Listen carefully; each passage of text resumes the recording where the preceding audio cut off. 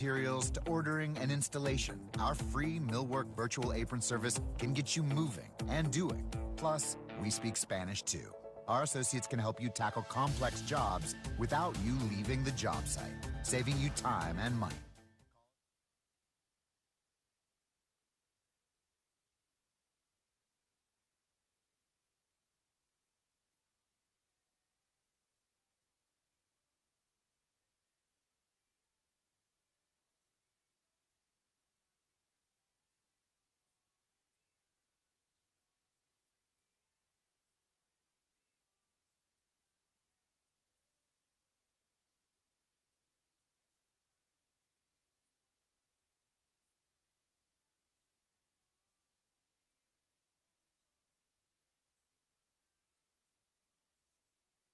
After each and every Aggie home game, let's talk about it. Join me, Louie, and Dusty for the Zone Call-In Show. It's brought to you by TexAgs. 30 minutes after every A&M home game, we take your calls for about 2 hours. Game day all Saturday long on the Zone is brought to you by Brazos Valley Floor and Design, Gage Gandy Bail Bonds, Malik Heating and Air, T-Mobile, and Big Shots Golf Aggieland.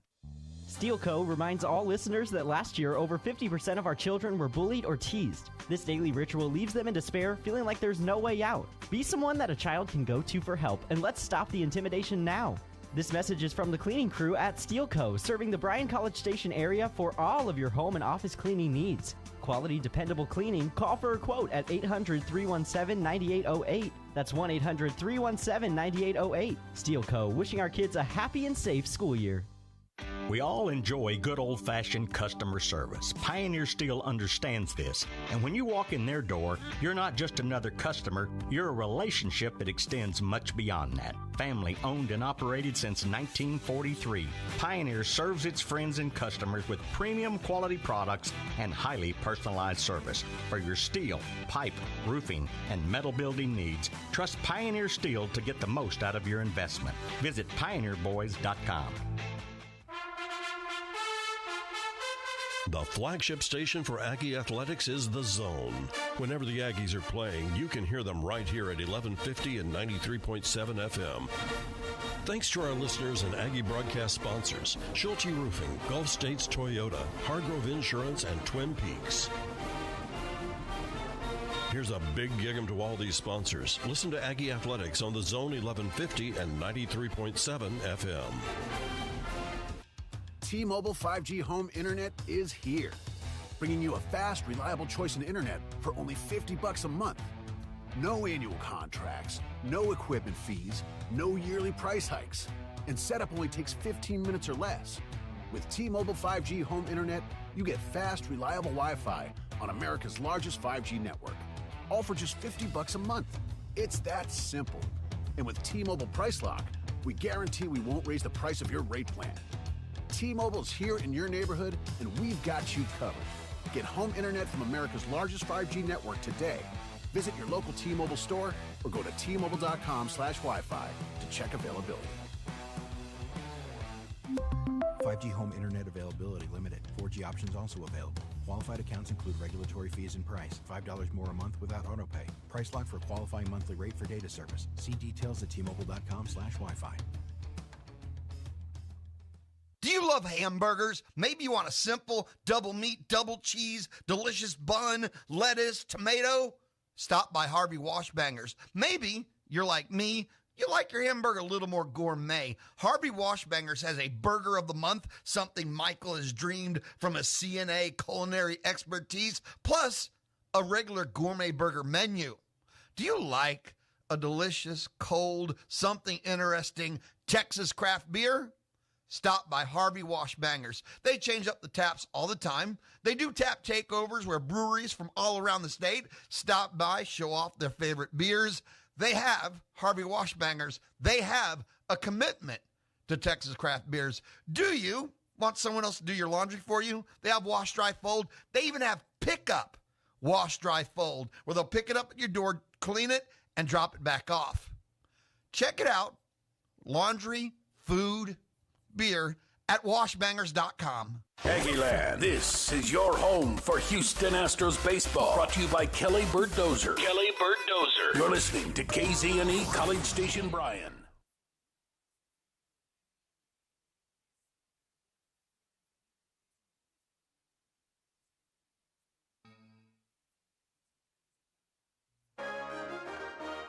From WTAW, I'm Chelsea Reber with a news update on the Zone.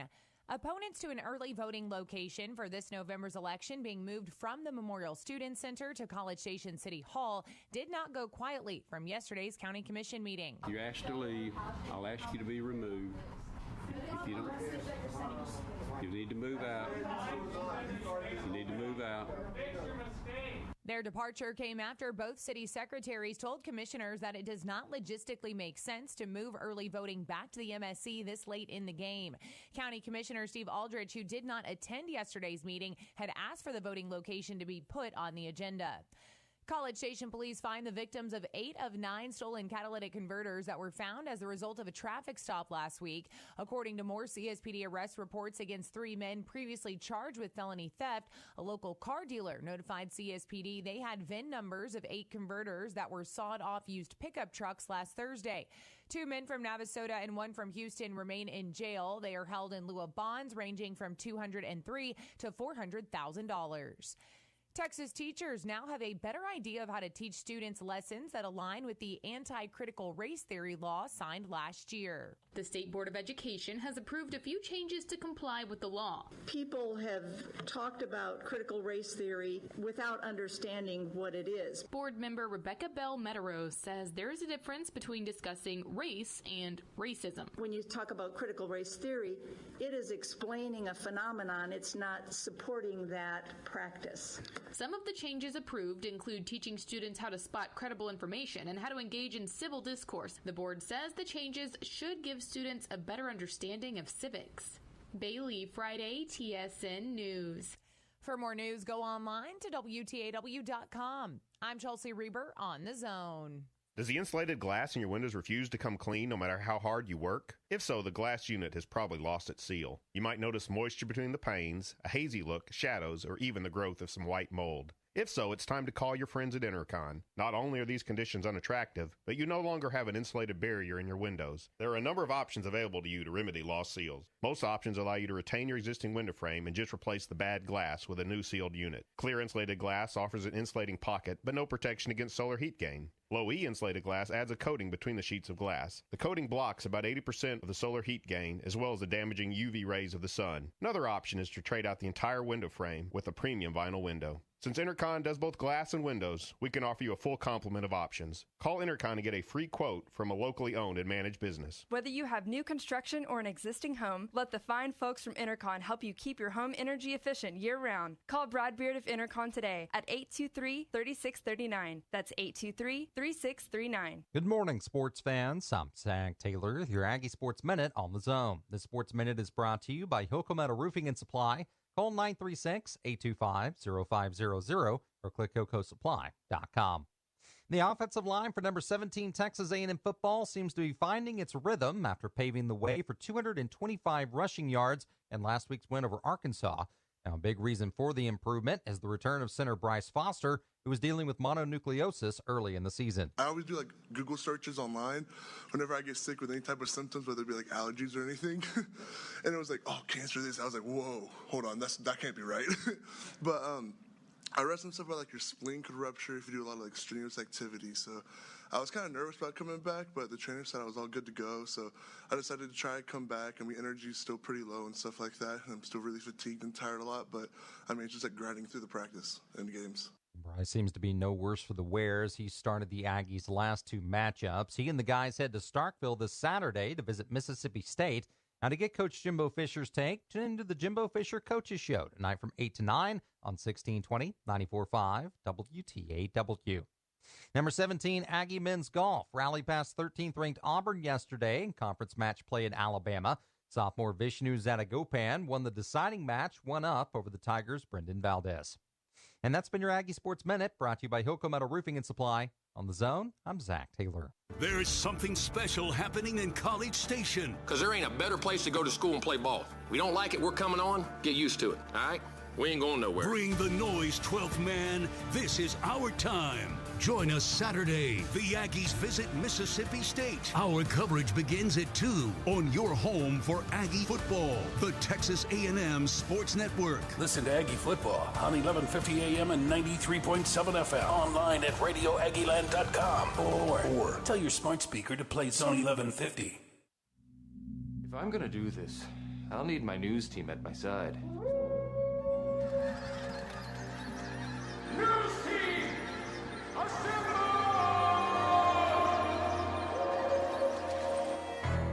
Howdy, Aggieland. Welcome to the SEC. Our program will be built on 4 principles in which I talk about all the time: toughness, effort, discipline, and pride. Dang it! I'm going to have to buy that boy cream cone. Now I'm distracted on my point. What were we talking about? It's bullcrap. All I care about is winning. Show me the dang baby. You do it till they do it right, and then you do it till they can't do it wrong. Go get him. Why are you dancing around? Eat him like he's a steak.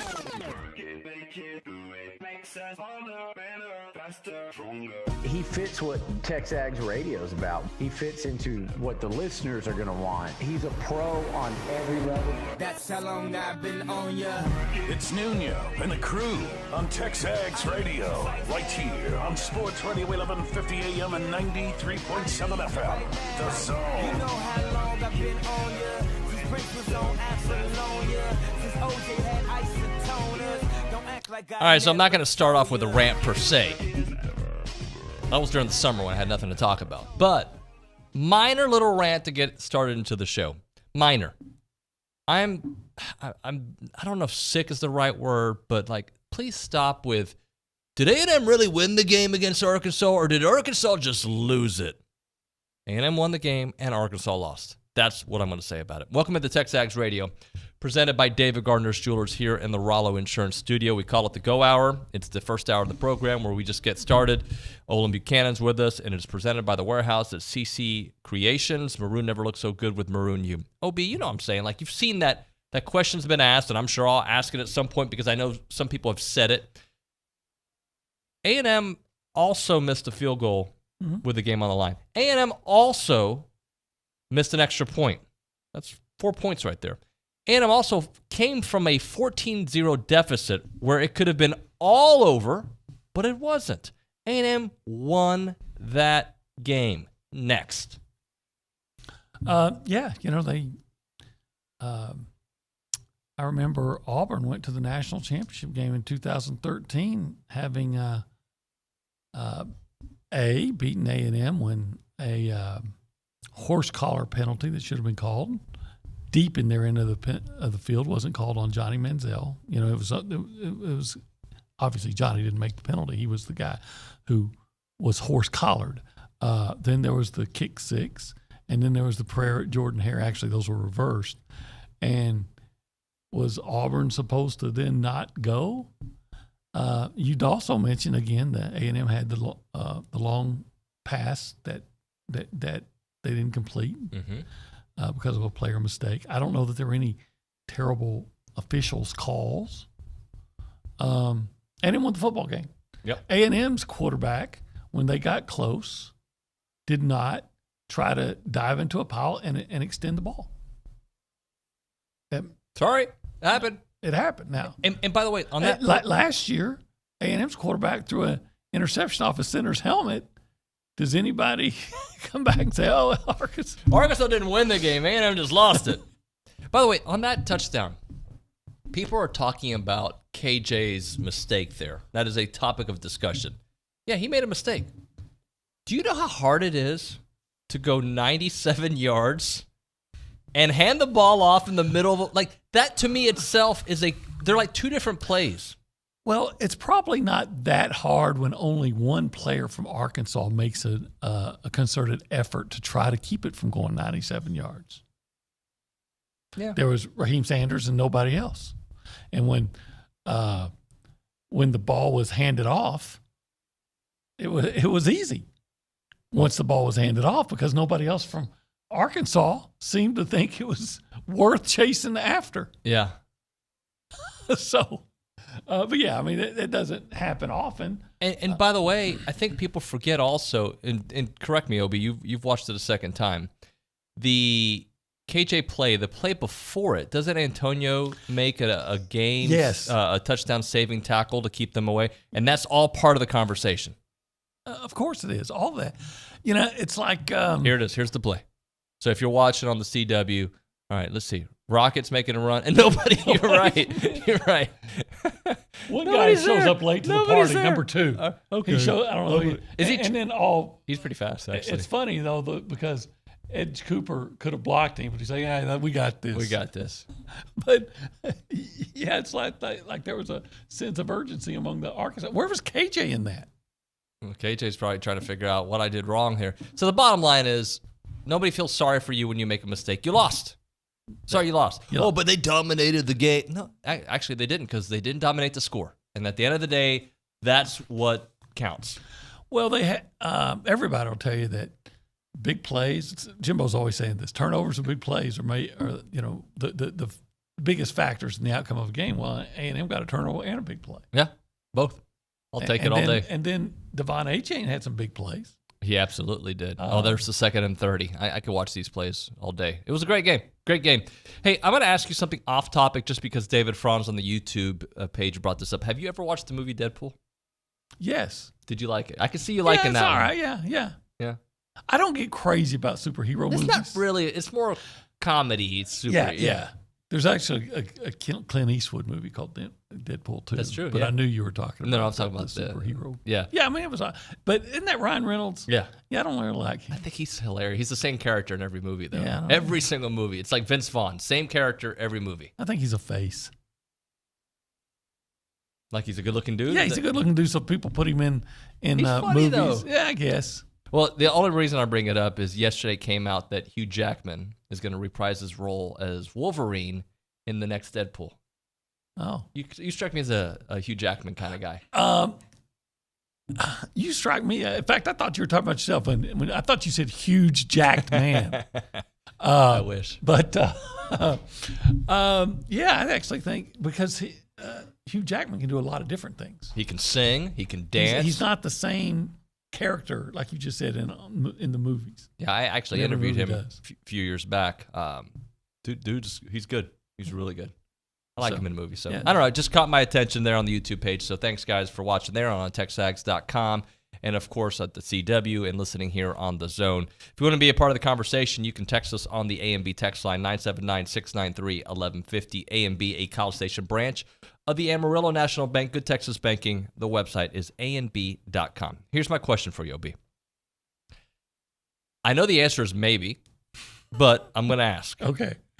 Will Arkansas lose? Oh, no, excuse me, Arkansas. Will Alabama lose one of these next 2 games? Because they do have a tough 2-game stretch. I would pick Alabama in both games. I think they're very vulnerable, and it's very possible that they could lose either or both. Yeah. But if I was in Vegas and it was no line, just pick, and it's your paycheck, who would you put your money on? And I would, if I have to be honest, I would put it on Alabama. But I think this is a more vulnerable than usual Alabama team. Yep, Texas showed that, and I believe that. So who's better, Arkansas or Texas? Well, I think Arkansas. If Arkansas and Texas played, I'd pick Arkansas. I would too. Is Arkansas going to play as well as Texas did, and maybe Alabama didn't play as well as they normally would? I don't know. Aside from the Texas game, they played really a bunch of tin cans. Utah State is god awful, even for Utah State. I Vanderbilt. I forgot. Bijan Robinson actually did not go off on Alabama. 21 carries, 57 yards in that game. Yeah, I think Ewers was actually having a good game until he got hurt. He was having a good game. I would not. The Texas defense played well in that game. They did. I would not. Could you imagine a scenario though where they lose both of these games? What that does to college football? What it does to recruiting? What it does to A&M? What it does to the state of Alabama? Mm-hmm. They should be up in arms. oh, Nick Saban has lost it. Every time they lose a game, Nick Saban's lost it. They would be after the torches and pitchforks after Pete Golding and Bill O'Brien, and quite frankly, in that case, it probably is warranted. But it would turn college football upside down. I'm picking Bama right now. We'll see on Friday what I pick. I'm picking Bama because it's just easy to pick Bama. You always pick Bama, right? But I find that to be a very challenging game, and maybe worse for Bama now that Arkansas lost. Well, I think that, who knows, but I think Arkansas is going to be able to run successfully on Alabama. I like that Arkansas offensive line. Sanders is good. KJ Jefferson's good. And historically, Alabama has had the most trouble when going against mobile quarterbacks. Mm-hmm. I think Alabama's going to have a significant advantage with their DBs against Arkansas's receivers, just like A&M did. Why I would have to go with Alabama is quarterback.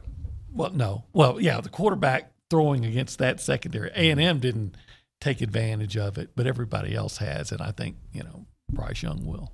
He's, if not the best, 1A, 1B, right? He's right there. One of the better quarterbacks. Now,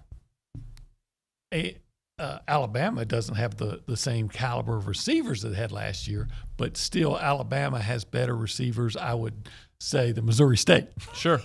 I am interested to see how that Arkansas defensive line, which we saw in the beginning of the game against A&M, put some pressure, how they do against the Alabama offensive line. Well, I don't know if they'll get a whole lot of pressure.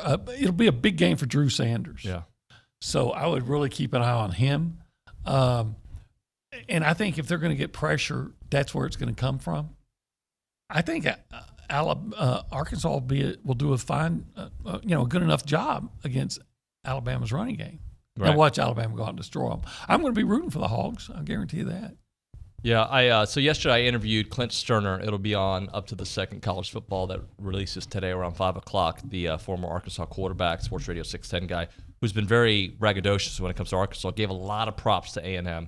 He goes, I was really impressed with that offensive line you guys have. And you got to listen to the interview later. But he said the offensive line he saw against Miami, he thought was terrible. And then what he saw them do against Arkansas as the game went on, he was very impressed by. Well, there's no question they're getting better. And but, there comes a time when you have to the gradual improvement has to become, a giant leap. Right. If you want to be, and of course they want to be, the type of team that can be a challenger in the West, a legitimate, serious challenger in the West. No doubt about that, OB. We'll continue that dialogue. We'll go around the room and say hello behind the glass, I should say. We've got Nick Savage over there. Nick, good morning, sir. Howdy, good morning, y'all. What's going on? Oh, I'm just I'm looking at Will Rogers' game log so far this year just to try to do a little scouting. And he's thrown 3 interceptions in 4 games, and that's something that A&M hasn't been able to do really. I believe they have 1 interception, and that was off a tip. So I'm going to be interested to see if our secondary can kind of take an advantage of, he's got 49 pass attempts, 48, 50 in the last game against Bowling Green. So, there'll be plenty of opportunities to maybe get an actual, or, not a tip pick. So we'll see. Well, to me, the lack of interceptions comes back to the lack of pass rush. You get interceptions usually with a hurried quarterback not making as accurate a throw as normal. And A&M just hadn't been able to put a consistent pass rush. They have not been able to, and against Mississippi State, it's going to be difficult. They throw it quick. Like they make their decisions within seconds. Be aggressive. Keep them in front of you, but then be aggressive. Yeah. Hopefully we see, because if LSU was able to get to him, I believe 4 times, A&M should be able to get to him. Why? Again, we haven't seen it. I keep going back to everybody's throwing for over 300 yards against Arkansas. A&M didn't. North Carolina scores 63 points. A&M can't score against Appy State. So, I'm not using any of those. Shoulds. There's no shoulds. No, just what are you going to do Saturday? Yeah, what are you going to do Saturday? Let's go to the News and Social Center. Kay Nagley's there. Good morning, Kay. Good morning, guys. How are y'all? I'm doing well. How are you? It's actually feels like football season outside. I will point that out. I got in my car this morning and I was like, wow, it actually is somewhat chilly. It felt great. Hoodie weather now, or a little bit. When we go to Mississippi State, it's going to be a little bit chilly. It's going to be what, 50-something? At some point. I think 81 it came back or something like that. I put on a hoodie to walk the dog this morning. Did you? Yeah. See? Yeah, she's right. Feels like football season. It was 61 degrees, but it's kind of been feeling like football. I'm in Texas my whole life. 100 degrees feels like football season. True. This is true. 2 days, it's 110 it's September, degrees, right? It's 100 degrees. It's football season. Yeah, it is. What's going on, Kay? Aggie men's golf has edged number 13 Auburn at SEC match play. Texas A&M sophomore Vinshu Sagagopan tallied a hard-fought one-up victory over Auburn's Brendan Valdez to clinch the number 17 Aggies 3-2 match play win over number 13 Auburn at the SEC match play preview on Tuesday at the Old Overton Club. I wonder where Sagagopan is from. That's a great question. I bet he's not from I have to ask you. He's probably not from North Solus or someplace like that. You pronounced that so well. Did you practice? Because that was really good. I did look up pronunciation, but I couldn't find it anywhere. So I just tried my best. So that sounded great. Vinshu Sagagopan. That's fantastic. I couldn't do that. Sagagopan. If I butchered it, I'm sorry. No, I think you did it right. That was great. That was really good. All right, and finally, tomorrow, Aggie soccer will look to bounce back after a 3-game slump as they take on Arkansas in Fayetteville, and that game will be at 6 p.m. Where would you guess Vinshu Sagagopan is from? I have no idea. I don't even want to guess. I don't know. What do you? I don't know. Indonesia or something. Sagagopan. You can look it up real fast. I don't know. She's going to look it up. We'll get that information for you at the top of the next segment. But congratulations. Keep on winning, friends. Right now we're talking Heritage Films. That is, why did I say this so loud? Goodness gracious. Chance McClain, Heritage Films is his company. He went to My Chemical Romance concert yesterday. The only reason I know that is he posted a picture with his family going to it. Not that it has anything to do with what he does, but that's what he kind of wants for Heritage Film spots to be, just to be random, because he's kind of that kind of guy. He's random, but he also does amazing work, and Heritage Films is a chance to tell your story, your family's story, your dad's story, your family legacy, put it on camera, put it on film, and capture it forever, right? Generation after generation. He does these documentary films about families. He does parties for families, too. Not that he throws the party, but he will capture that and turn it into an awesome movie. Like we're talking 2-hour documentary-style movie he does. He's a very creative guy, probably the most creative guy I know. Broadway musicals, nominated for awards, red carpet shows, started a radio station. He's a good old boy at the same time. Normal, down to earth. His daughter Gunn goes to school here following a film career, and she's been with the company day one, so that means they're an Aggie company out there. And he's not advertising other places because he likes doing it. Certain types of audiences that care about their history, and that's what Aggies do. We care about our history. We like telling people about our history. Their website is yourheritagefilm.com. Again, that website, yourheritagefilm.com, 713-893-8341, 713-893-8341. I'm Chelsea Reber with your community calendar on the Zone. Catholic Charities of Central Texas is hosting an open house event on Thursday at the Catholic Charities office from 10:30 a.m. to 1 p.m. Hope Pregnancy Center invites you to Light Up the World, their annual benefit banquet on Thursday from 7 to 9 p.m. at the Ice House on Main. Find a link to purchase your tickets at WTAW.com. The Twin Oaks Landfill Household Hazardous Waste and Computer Collection event is Saturday, October 22nd from 7 a.m. to 2 p.m.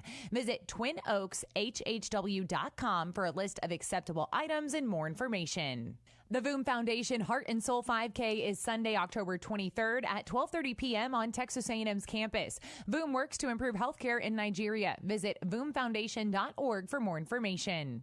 Be part of the Bellucci Hour. Billy Lucci of TexAgs and Louis Bellina every Thursday from 1 to 2, brought to you by Dos Equis. Get a dose. That's your community calendar. I'm Chelsea Reber on the Zone. Tom Morales here, Operations Manager at Spirit Ice Arena, inviting you to visit us for birthday parties, skating lessons, fun, and fellowship. Just need a breather from the weather and a cool, clean, safe environment? Spirit Ice Arena is vigilant in keeping you safe and healthy. Our common areas are sanitized throughout the day, and our touchable on-ice surfaces are sanitized between sessions by our Zamboni driver. Our ice sheet is 17,000 square feet, making social distancing easy. Visit SpiritIceArena.com for more info. Spirit Ice Arena. Social distancing made easy. Time to talk Factory Builder Store, celebrating that new location in College Station, located at 11907 Welborn Road, right next to the Ashley Furniture Outlet.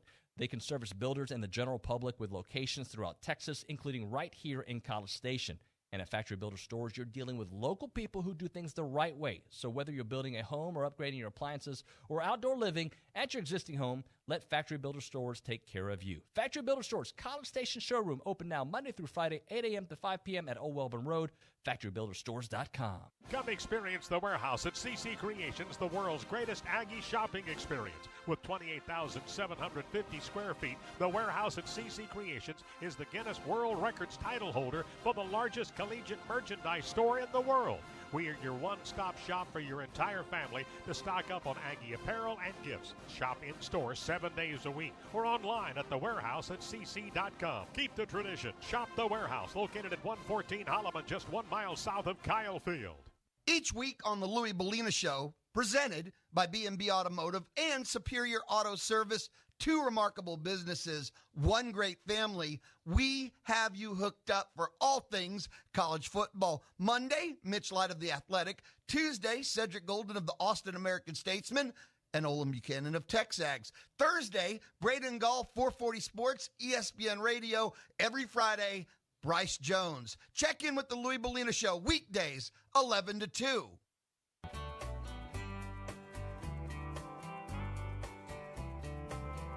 It's another tequila sunrise, staring slowly across the sky.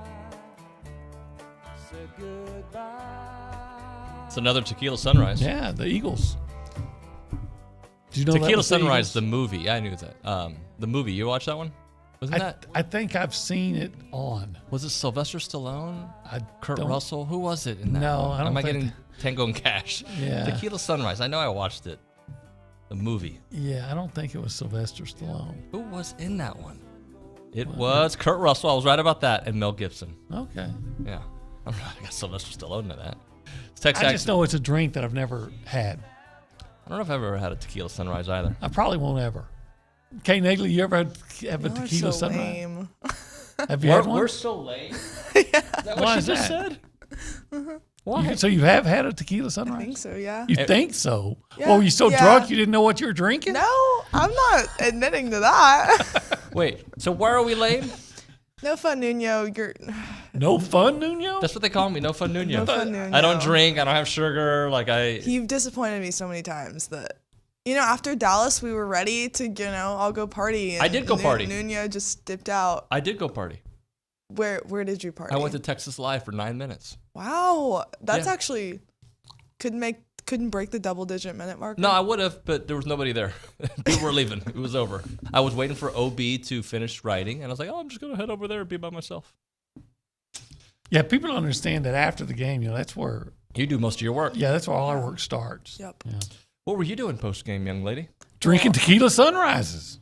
No, I got my story done early, and then my roommate picked me up, and we went home, and then we went and hung out with some friends. Lame. Wait, you got your story done early.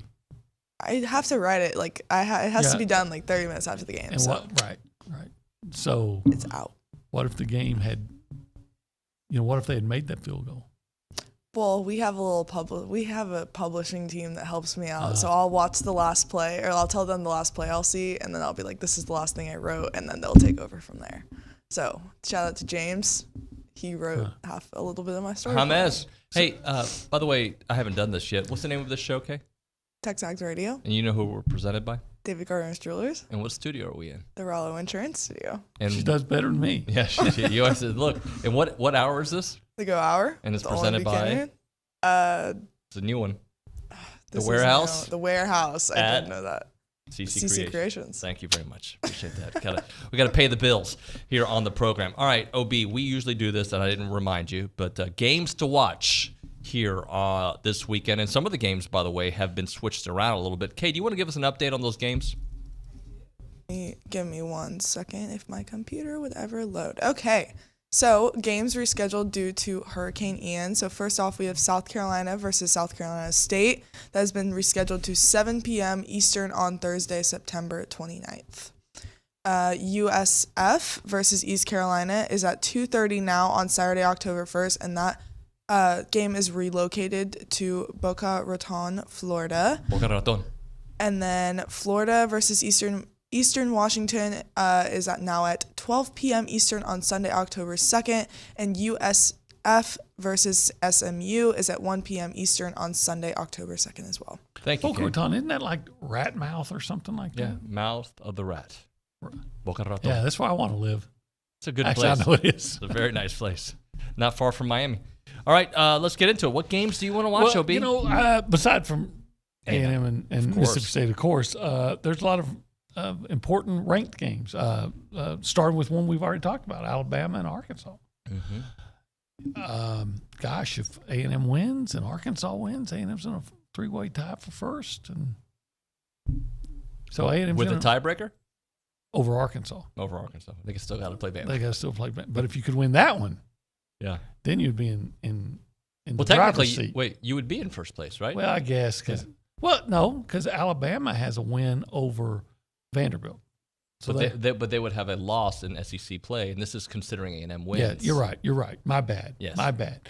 You would have my bad. Yes. But what you're saying is you'd have that advantage, A&M. But if you could then beat Alabama next week.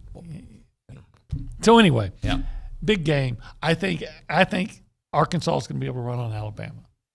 I think Alabama's going to be able to pass like crazy on Arkansas. They may throw for 500.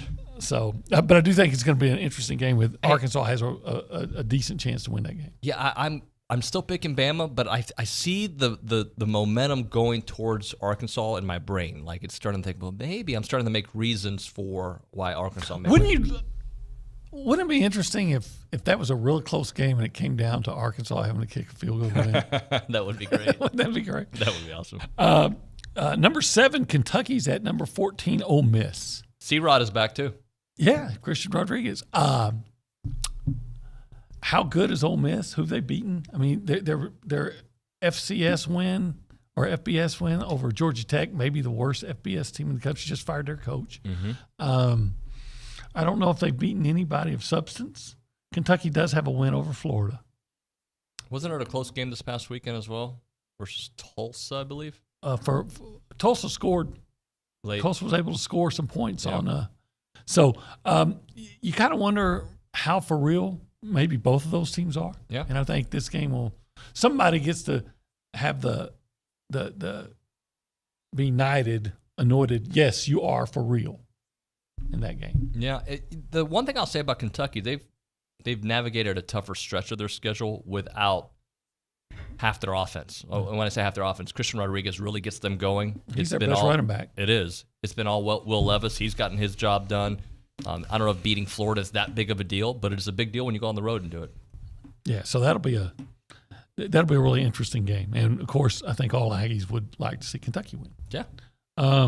Oklahoma State, number 9 against number 16 Baylor. It was a really good game last time they played. It was a great game. It came down to the photo finish? Yeah, with about an inch short for Oklahoma State of winning the Big 12 championship. And you know what? This could be two teams playing for the Big 12 championship again. Yeah. So I think that'll be a really interesting one. Wake Forest, number 22, at number 23, Florida State. Very intrigued by this game. I'm thinking Florida State is a fraud. I am too. But they keep winning. But they keep winning. You know, they got really lucky against LSU. And that win looks like a better win now. Yeah. Louisville wasted a couple of really prime scoring opportunities. But Florida State, they got that big 6'7" receiver that's having a big year. They're getting him the ball. So, and then Wake Forest is that team that, scores a lot of points. Yeah. Dave Clawson is one of the more underrated coaches in America. Perfect for there. So, man, that's a coin flip, I think. I agree. This last game you have on here, I'm really excited about this one. This is going to be a good one. Number 10, North Carolina State at number 5, Clemson. North Carolina State has a heck of a defense. Now, Clemson, they could be a team that could be a national championship contender or at least a playoff contender, or they could end up losing a couple of games. I don't know what to think of them. Last week, they had a hard time beating Wake Forest. They went into overtime, right? But doesn't Clemson have a game or two like that every year, even when they win championships? They do. So I don't know who Clemson is yet. I think that'll be a low-scoring defensive football game. Obi, I'm going to say this.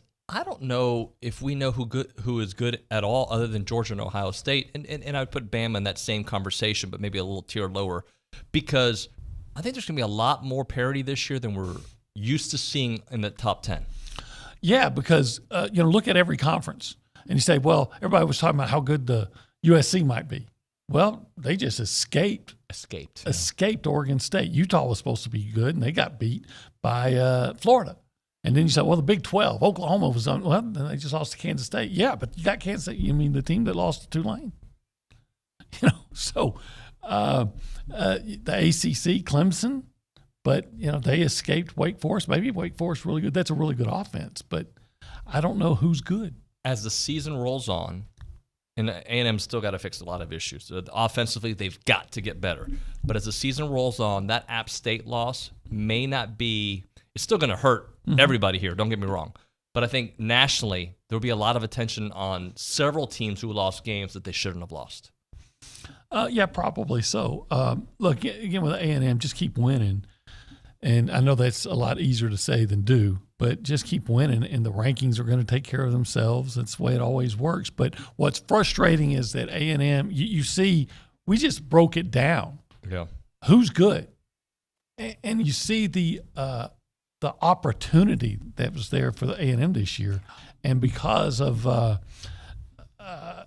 erratic offensive line play and little to no pass rush, and just the things that you were hoping would not be a problem becoming. Maybe A&M's not going to be able to capitalize on this great opportunity. Yeah. Let's hit a break here. We'll come back with your power rankings, and we'll have that and your text messages on the A&B text line.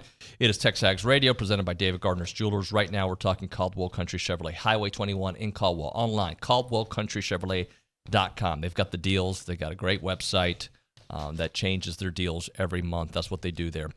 If you purchased a vehicle from Zach Hester, you know how great of an experience it is. If it's you're trying to get service, well, they've got that complimentary pickup. They'll come pick up your car, take care of it, bring it right back to you. That's what they do there at Caldwell Country Chevrolet. They're a proud sponsor of Aggie Athletics, and they've done that for a long time. They love A&M and A&M Athletics.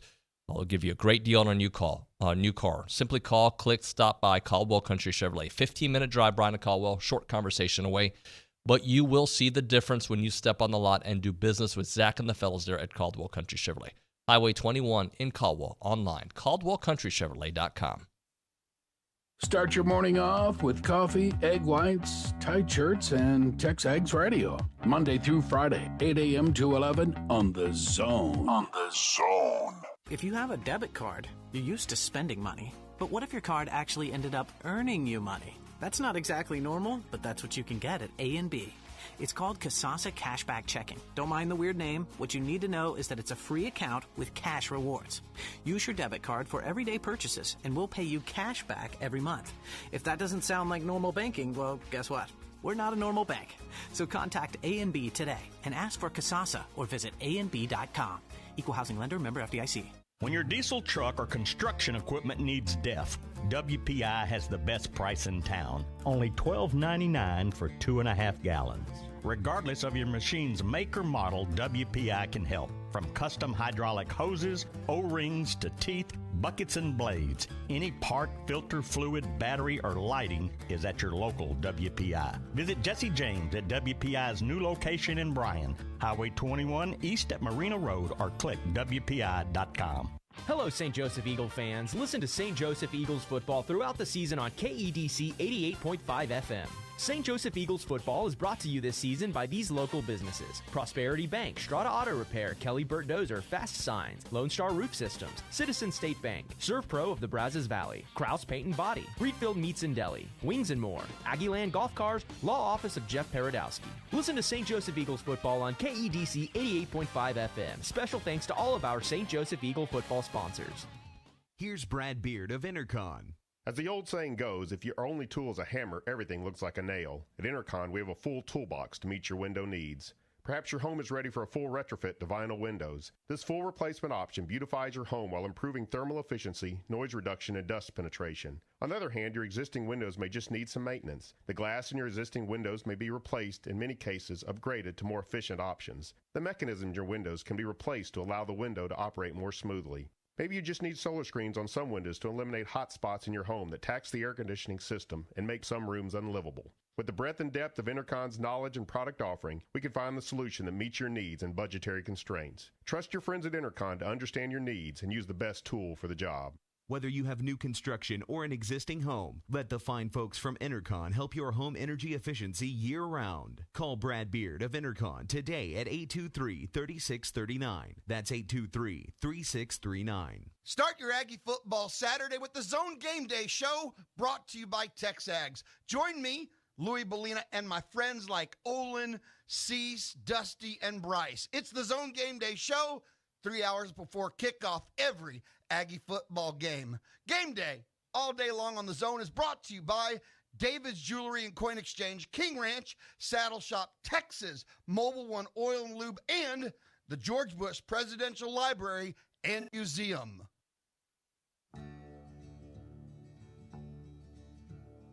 Cowboys ain't easy to love, and they're harder to hold. They'd rather give you a song than diamonds or gold. And this is Waylon Jennings. Mamas, don't let your babies grow up to be cowboys. Willie Nelson. Willie's too. on there as well. It's a jam. I like it. I like it I too. like a lot of Waylon Jennings stuff. Yeah. I think I like more Waylon Jennings stuff than Willie Nelson stuff. Who's your favorite artist? Ever? Yeah. Well, you have to pick a genre. Okay. I don't know. Classic rock. Country. Johnny Cash. Johnny Cash, number one. Yeah. Okay. Yeah. Classic rock. Classic rock. Oh, that's tough. Tom Petty. R&B. I like. Man, that's tough too. Marvin Gaye. Not for me. I really like the Temptations. Temptations. I like them. But maybe. Yeah, maybe Four Tops. The Four Tops. Okay. Rap. None. There's not one rap guy you're like, oh, I like when he makes a song. I remember when like when I was young and I'd be in clubs and they played that guy with the wild thing. Tone Loc? Yeah, I remember that. I thought that was entertaining. I got a picture with Tone Loc. He's a good guy. Very nice guy. Oh my god. But yeah, rap's just not my thing. Okay, I'm sure. What other genre do we have? Help me out, Kay. I want to know. Pop. I love Jimmy Buffett, but I don't know what genre that fits in. I think he's a genre of himself. Yeah. Yeah. Yeah, pop. Like pop music. Isn't pop and kind of no, the but same? like okay, boy band pop outside of the Beatles. You can't use the Beatles here. Boy band, Rolling Stones, they're all guys, right? Those are like, yeah. I don't think they really. Nuño's not a big Rihanna fan. I learned that the other day. I'm not anti-Rihanna. I just don't think she's a headliner for the Super Bowl. I think I'm a big fan of George Strait and Alan Jackson as well. I've always liked George Strait. Alan Jackson I did not appreciate till I was on this show. Yeah, I'm a big fan of George Strait and Alan Jackson, Brooks and Dunn. But Johnny Cash. Why does Dunn get the last name? Why it should be Dunn and Brooks? Don't you think? No, but he alphabetically. But Dunn, he does a lot more of the writing. But alphabetically. I'm kidding. I don't know who writes the songs. Actually, Ronnie Dunn does most of the singing. Okay. See? Kix Brooks plays a good guitar and actually has a pretty good voice too. Hey, I'm going to ask you, what's the name of this show? This is the TexAgs Radio. The TexAgs Radio. You said what's the name of the show? Yeah. The show is the Go TexAgs Radio right now. The Go. Okay. Presented TexAgs Radio's the show. I don't even know. I'm just having fun. Okay, TexAgs Radio. We are presented by David Gardner's Jewelers in the Rollo Insurance Studio. And this is presented, the Go Hour is presented by the Warehouse at CC Creations. Before we get into your power rankings, I do want to ask you this question that came in from Jonathan in Houston on the A&B text line. And this is directed to, I guess, both of us, but to you. Why do we keep leaving Michigan out of the top tier? To me, they look better than Ohio State, and they're playing solid. I'd probably pick them over Bama at this point. Really? Okay. Let's see. Let me look quickly at Michigan. Okay, I'm just looking quickly. What's the game that Michigan's won where you went, man, that was a heck of a game? Because they beat Hawaii. Hawaii lost to Vanderbilt, Colorado State, UConn, and Maryland. Nobody. Go ahead, pick on someone your own size, and then when that happens, then that might change my opinion. But I've seen Ohio State beat Notre Dame, and Notre Dame's not a vintage Notre Dame team, but I would take Notre Dame over every single opponent that Michigan has played. And since that game, their offense has gotten way better. Absolutely. Ohio State's offense. Yeah, maybe Notre Dame has a good defense, but the point is, when the best team you've played, the absolute best team you've played is Maryland. And that was a close game. Now Maryland's 3-1, and I can't tell you who Maryland played, but you had a close call with Maryland, the only team with a pulse that you played, and that's why I'm not sold on Michigan yet. I'm waiting, and they play Iowa, who can't score yet. They can't score at all. They got them next, and then they got Indiana, and then they get Penn State. So maybe, after Penn State got Michigan State, which is not very good. Rutgers, which is Rutgers, Nebraska. Should be Rutger. They should drop the S, just like Jerry's World. Then Nebraska and Illinois. So basically, Michigan has to play two teams this year. They got to play Penn State, which I think there's some doubt just how good Penn State is, but at least they're head and shoulders above most of the teams that Michigan's playing, and then the Ohio State game. That's life in the Big Ten, baby. It is not bad. It's not intramurals, baby. It almost is, baby. Brother, that's what he said, Dan Hawkins said, brother. Let's go through your SEC power rankings. Well, number one, I'm going to put the Georgia Bulldogs. I don't think anybody's going to question that. Some out of Georgia were all up in arms because they had a close game against Kent State. Yeah, they sleptwalked through a game they knew they were going to win and still scored 39 points. Georgia. Number two is Alabama. I'm going to stick with them until somebody beats them. Number three, I'm putting the Tennessee Volunteers. Yeah. I'm giving them the edge over Kentucky, which I have 4, and I'm basing that Tennessee beat Pitt. Mm-hmm. They both beaten Florida. Kentucky did beat them by more, but to me they just both beat them, and Kentucky hadn't played anybody else. Number 5, I'm putting Texas A&M. I think back-to-back wins over top 13 teams warrant that, followed by Arkansas. I think Arkansas and A&M are very close, obviously. Can I pause you there for a quick second? Go back to A&M and the top 15 wins that they've had, and because I know there's this narrative out there. Stop saying that Miami is a top 10, because I do believe this, and people have selective memory when it comes to this. Losses can take you off of your path, and it's very possible that A&M damaged Tyler Van Dyke. It's very possible that they were not right for the next game because of what happened in the A&M game. I don't know how they're going to be when it's all said and done, but I do think they were a certain team at a point, and that's who they were when you played them. They were number 13 when you played them. The whole country thought that Miami was good, and maybe Miami's not, but think about how the Rats jumped off the ship when A&M lost to Appalachian State. Absolutely. And what A&M has done since then. Well, maybe Miami, like you said, after a loss, just wasn't – they looked to me like a team that just wasn't ready to play. Yeah. Because I'll tell you this, that game meant a whole lot more to the folks in Murfreesboro, Tennessee, Middle Tennessee State, than it did to the folks in Miami. The 19 people that were at that game. Until you got way behind. Yeah. So, but the bottom line is, I guarantee you there was a hell of a lot of people that were picking Miami to win that game, and they did not. Yep. So, all right. So we went from was it number A&M 5 A&M, number yep. 6 Arkansas. I'm going to put Ole Miss at number 7. I'll give them that based on the fact that they haven't lost. I don't know who they've beaten of substance, but I'll give them that. Number 8, I'm going to put LSU. Still question their offense, but they did a good job against Mississippi State. Number 9, I'm saying Florida. Florida's a very interesting team. They're intriguing. They can look really good and they can look really bad. It really depends on their quarterback. Is any team is more dependent on their quarterback than Florida? And when he's on, they're pretty good. Yeah. Got to keep him from running. Yeah. And but you can run on Florida. So number 10, I put Mississippi State. Okay. Mississippi State hasn't beaten anybody.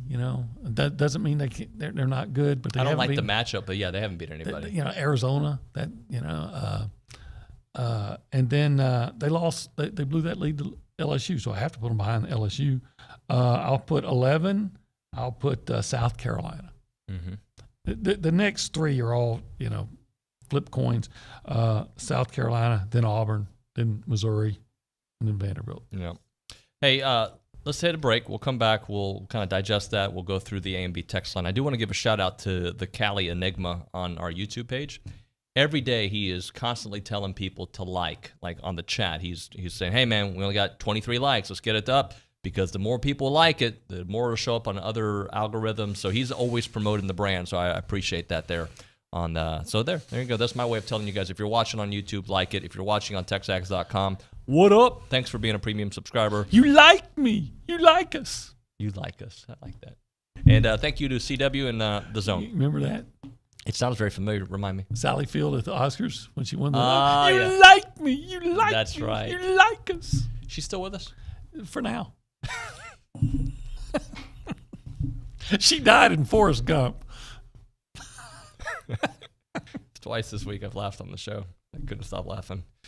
Dolly Parton. That was a good joke there. All right, for over 140 years, the Association of Former Students have helped continue the oldest and most inspiring tradition, which is Aggies helping other Aggies. And we like them. We like them. We certainly do. We love what they do. They give scholarships, student assistance programs, Aggie bands, silver taps, rain day, class reunions, muster, tailgate, traveling Aggies. That is what the association does. But if you stop to consider the why, that's why you should check out IamTheWhy.com, because it gives you basically their mission statement, or you're telling them your mission statement, their mission statement, because it's stories about Aggies. That's where Aggies share their unique perspectives and what the association does in support of the A&M and the A&M network. They've got many programs and services, but they love to give back. That's what they do. So I'm encouraging you to check out IamTheWhy.com. It is a place where you can hear the why, discover the why from Aggies just like you, and upload your story as well. IamTheWhy.com. Again, that's IamTheWhy.com. I'm Chelsea Reber with your community calendar on The Zone. Help support the Never Forget Garden Veterans Memorial by participating in the 21 Steps event. On Saturday, October 15th, run or walk the half-mile path in the Brazos Valley Veterans Memorial with guides available at monuments. More information is on their Facebook page, NFG Veterans Memorial. The Pizza for a Purpose drive-through dinner is a Rotary Club of College Station fundraising event on Sunday, October 16th at Napa Flats. For $40, a pizza for two and a bottle of wine or non-alcoholic alternative can be picked up between 4:30 and 7:30 p.m. Now on display at the Brazos Valley Museum of Natural History, Checkered Past, the story of board games. Visit brazosvalleymuseum.org for more information. You can hear the Aggies take on the Bulldogs this Saturday, starting with the pregame show at 2 and kickoff at 3 here on Zone 1150 AM and 93.7 FM and online at radioaggieland.com. That's your community calendar. I'm Chelsea Reber on The Zone. The Texas Lions Camp Fall Festival at Santa's Wonderland is more than just a fall festival. It's an experience with live entertainment, kid activities, raffle, food trucks, and a car show. Put October 1st on your calendar from 11 to 5. This fall festival and car show will benefit the Texas Lions Camp, which provides a camp for Texas children with disabilities at no charge to campers or their families. Be a part of something big. The Texas Lions Camp Fall Festival, October 1st from 11 to 5 at Santa's Wonderland on Highway 6 South in College Station. Grab your first cup of coffee weekday mornings with Keyshawn, J. Will, and Max, powered by WC Tractor right here on 1150 AM and 93.7 FM. Plus, online at radioaggieland.com. WC Tractor, your local award-winning Kubota in New Holland. Do you have questions? Look them up online at WCTractor.com. That's WCTractor.com. You can also call them at 1-888-8-TRACTOR. That's 1-888-8-TRACTOR. Keyshawn, J. Will, and Max, powered by WC Tractor. Shop local, buy local. Hi, it's Jenny from your local Big Deal store. If you've never visited our website, you're missing out because we've partnered with some of the best local businesses in town. Dozens of gift certificates, all discounted, ready for you to buy today. Here are just a few of the businesses you'll find.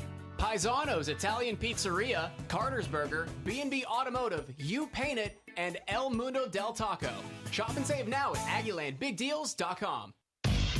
Keyshawn, J. Will, and Max Lamar Jackson. Is he the best player in the NFL right now, Keith? Yeah, I would say he's the best player in the NFL right now. He's doing more for his team with less. Baltimore's in the position that they're in because of him. But Josh Allen's right there. Jalen Hurts is up there too, but it's between Josh Allen and Lamar Jackson right now. Lamar Jackson having the edge. Listen in to Key, J. Will, and Max, powered by WC Tractor from 5 to 8 on the Zone.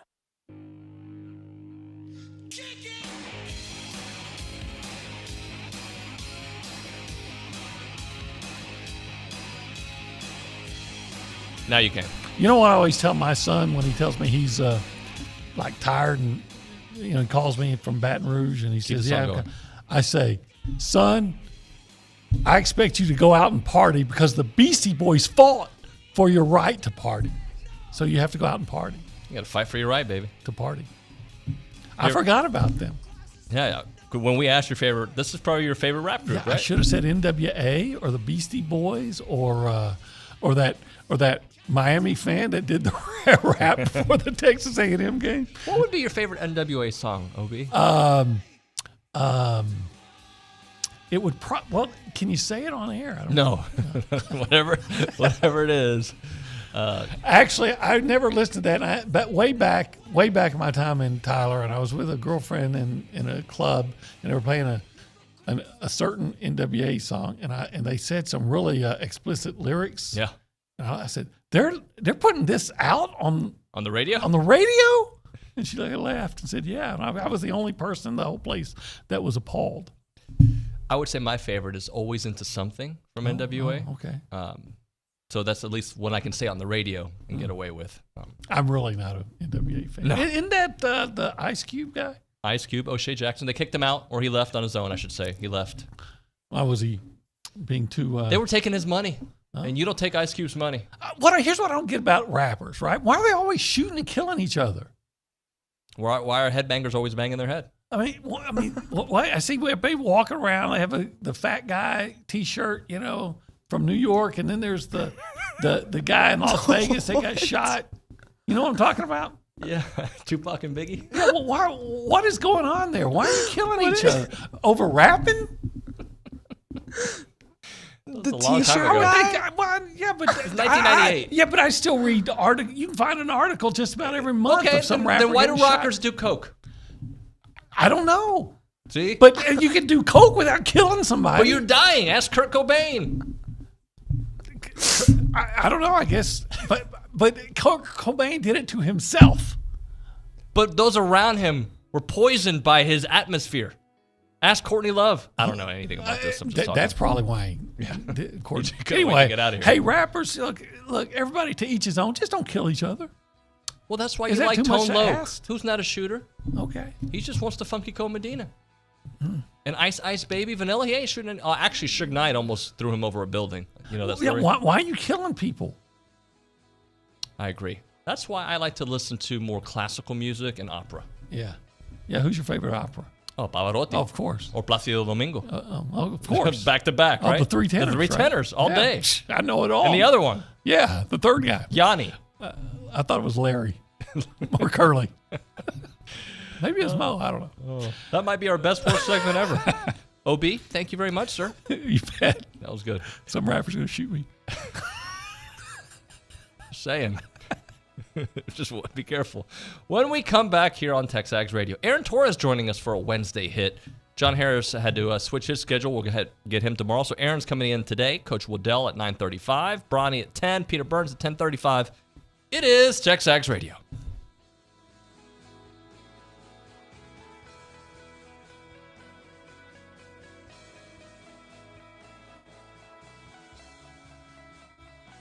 Looking for the Zone prize rules? Would you like to apply for a job at the Zone? Or need a phone number or email for the Zone? Visit zone1150.com. Would you like to sign up for the Zone All Access newsletter? Looking for podcasts of TexAgs Radio, The Louis Bellina Show, or Chip Howard? Or would you like to see the Zone's daily schedule? Visit zone1150.com. For more information, any questions, to contact us for everything and anything about the Zone, visit zone1150.com. At a time when misinformation is all too common on social media, we take great pride in bringing you the news that matters, that impacts your family, news you can trust.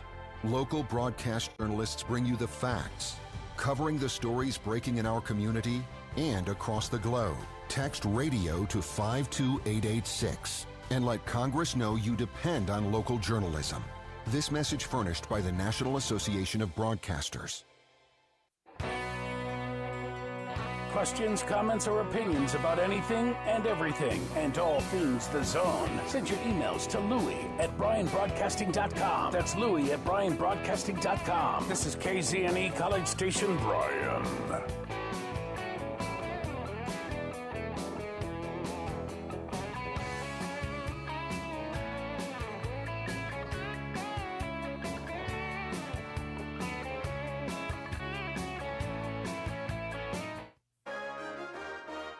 From WTAW, I'm Chelsea Reber with a news update on The Zone.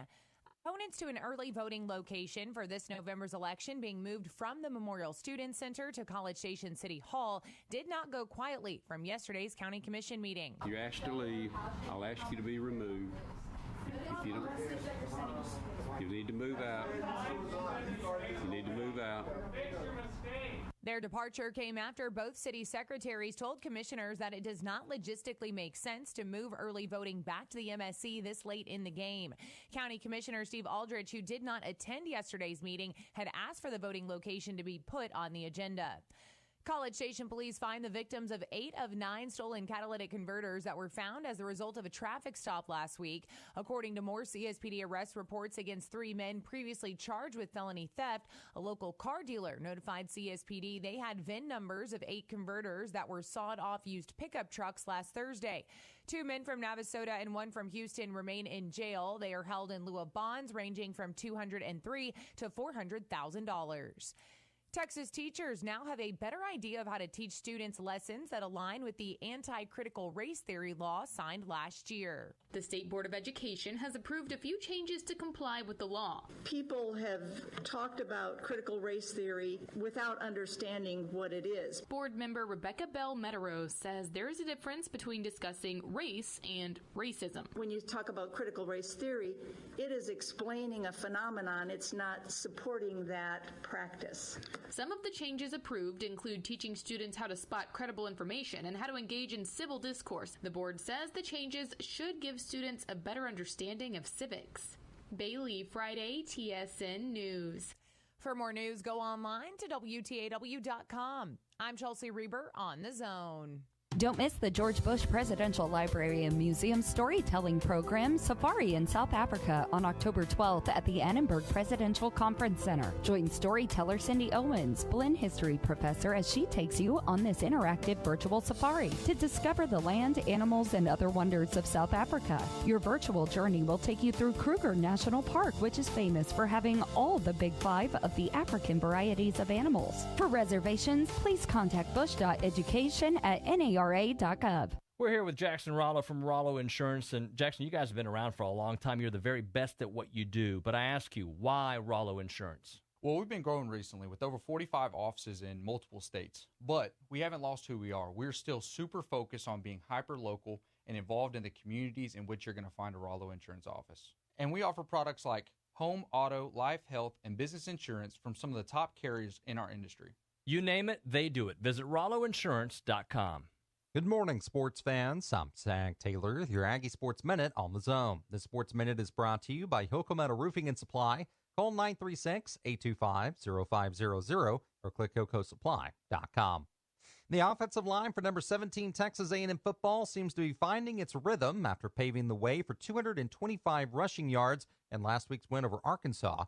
Now, a big reason for the improvement is the return of center Bryce Foster, who was dealing with mononucleosis early in the season. I always do Google searches online whenever I get sick with any type of symptoms, whether it be allergies or anything. And it was oh, cancer this. I was whoa, hold on, that can't be right. But I read some stuff about your spleen could rupture if you do a lot of strenuous activity. So I was kind of nervous about coming back, but the trainer said I was all good to go. So I decided to try and come back, and my energy is still pretty low and stuff like that. I'm still really fatigued and tired a lot, but it's just grinding through the practice and games. Bryce seems to be no worse for the wear as he started the Aggies' last 2 matchups. He and the guys head to Starkville this Saturday to visit Mississippi State. Now to get Coach Jimbo Fisher's take, tune into the Jimbo Fisher Coaches Show tonight from 8 to 9 on 1620, 94.5 WTAW. Number 17, Aggie men's golf rallied past 13th-ranked Auburn yesterday in conference match play in Alabama. Sophomore Vishnu Zadagopan won the deciding match, 1-up over the Tigers' Brendan Valdez. And that's been your Aggie Sports Minute, brought to you by Hilco Metal Roofing and Supply. On The Zone, I'm Zach Taylor. Looking for podcasts of TexAgs Radio, The Louis Bellina Show, or Chip Howard? Look inside the Pod Center at zone1150.com. Don't miss a single rant, guest, or moment. You can download or subscribe to any and all of your favorite shows inside the Pod Center at zone1150.com. There's also a special selection where you can find select interviews from David, Louis, and Chip. Look up Zone interviews inside the Pod Center at zone1150.com. Download or subscribe, but don't miss out. Check out the Pod Center at zone1150.com.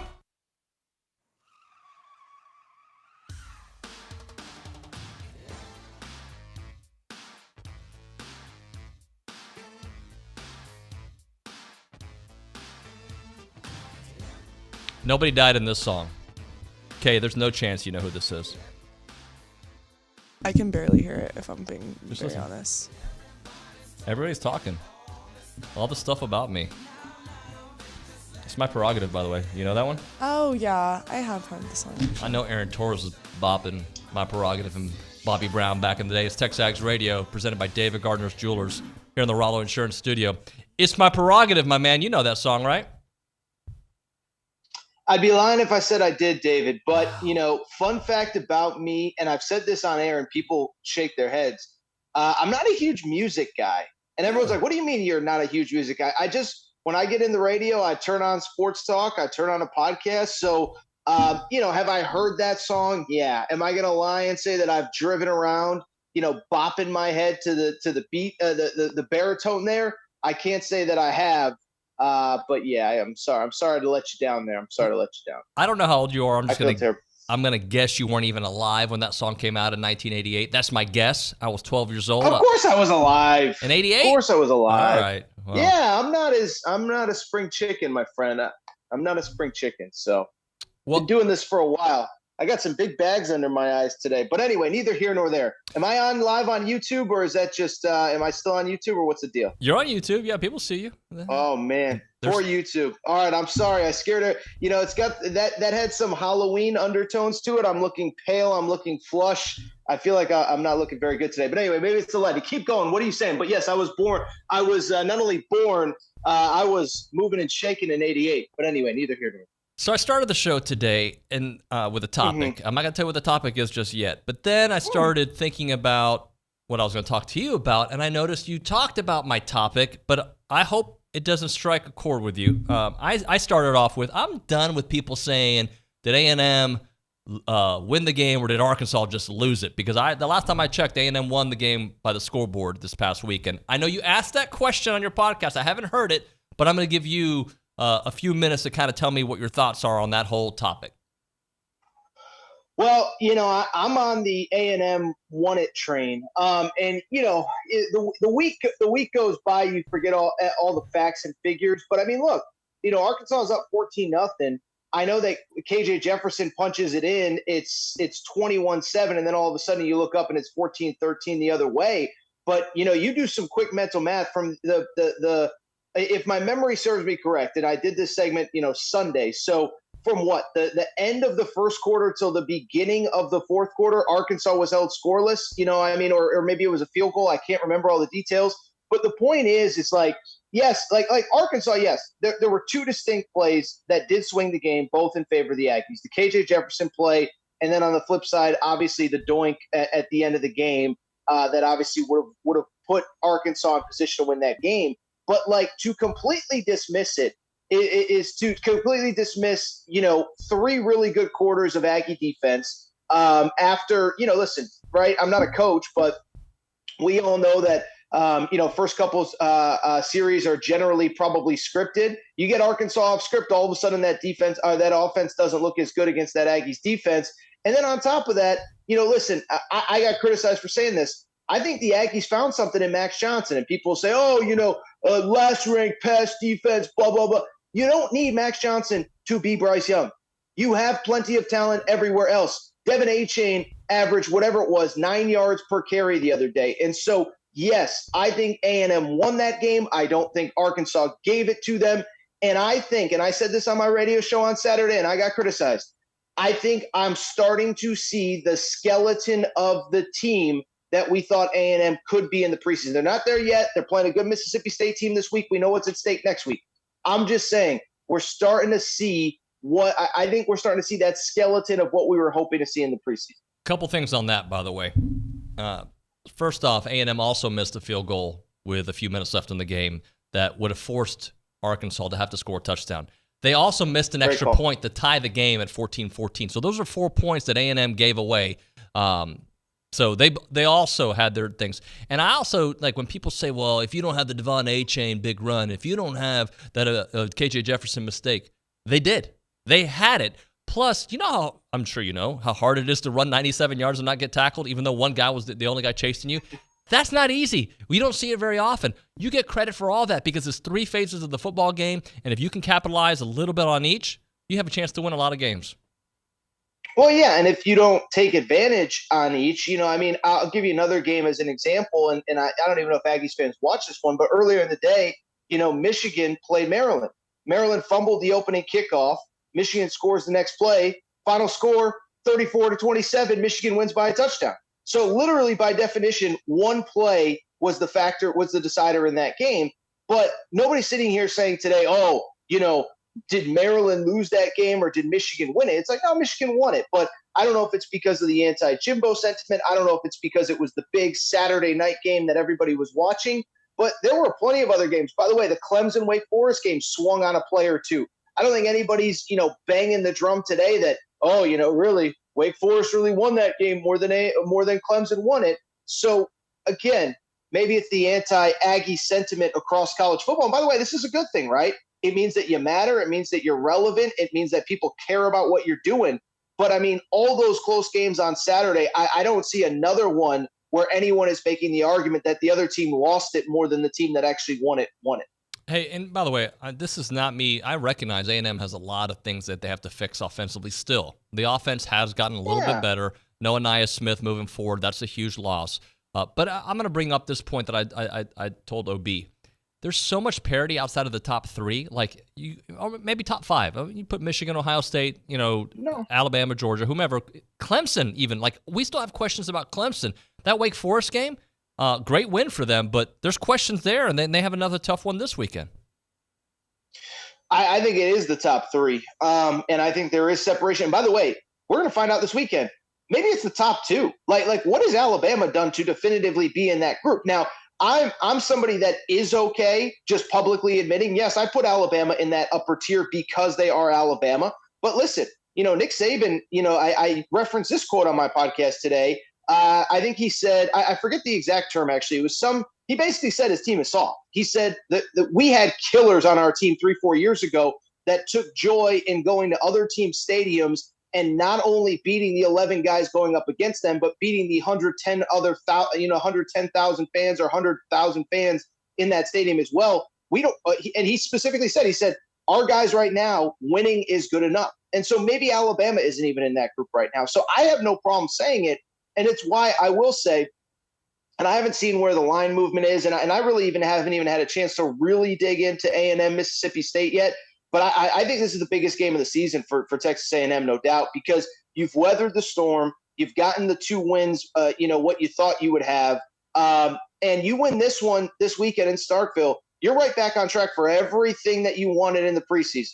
I think we all agreed that Alabama was going to be a challenge. I think we all agreed that 9-3, 10-2, and you start building for 2023 is the goal. You win this game, I mean, 9-3 is probably where you're going to end up, if not 10-2. So there's still a lot of season ahead. But this is the big one, right? Because, you look at the back half of the schedule. You're past Arkansas. I don't think Auburn's going to have a coach by the time A&M plays them. Florida, I don't think looks nearly as daunting as it maybe did 3 weeks ago.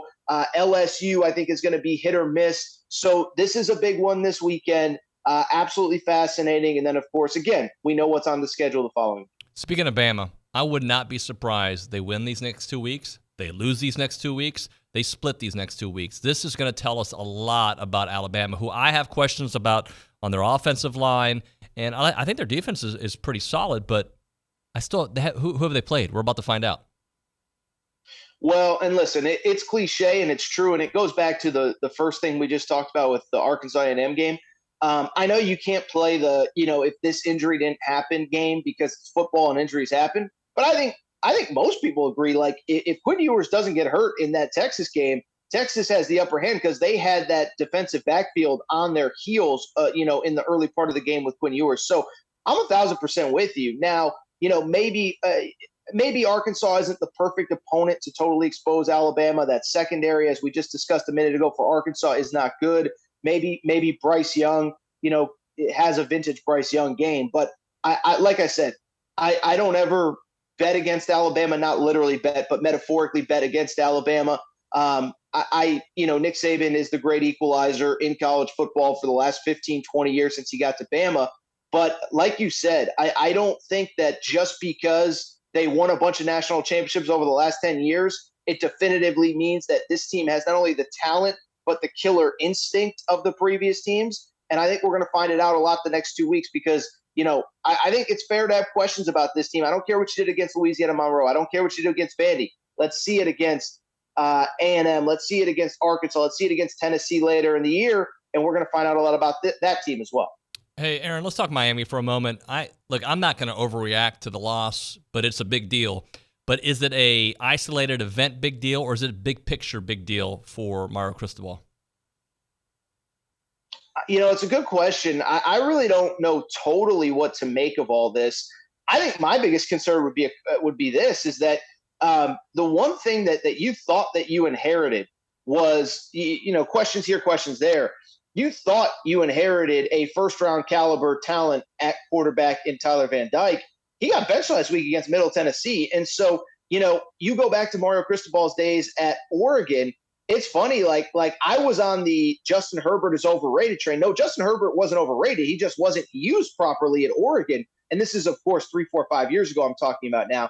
And so I bring it up because, with Miami, I just think it's getting back to the basics. I don't think Mario Cristobal is quite as bad as a lot of people say, but I didn't think he was the guy that you had to fire a staff that, by the way, wasn't terrible. I don't think they were great, but they went 8-3 during the COVID year. They were 7-5 last year with 3 losses by 3 points or less.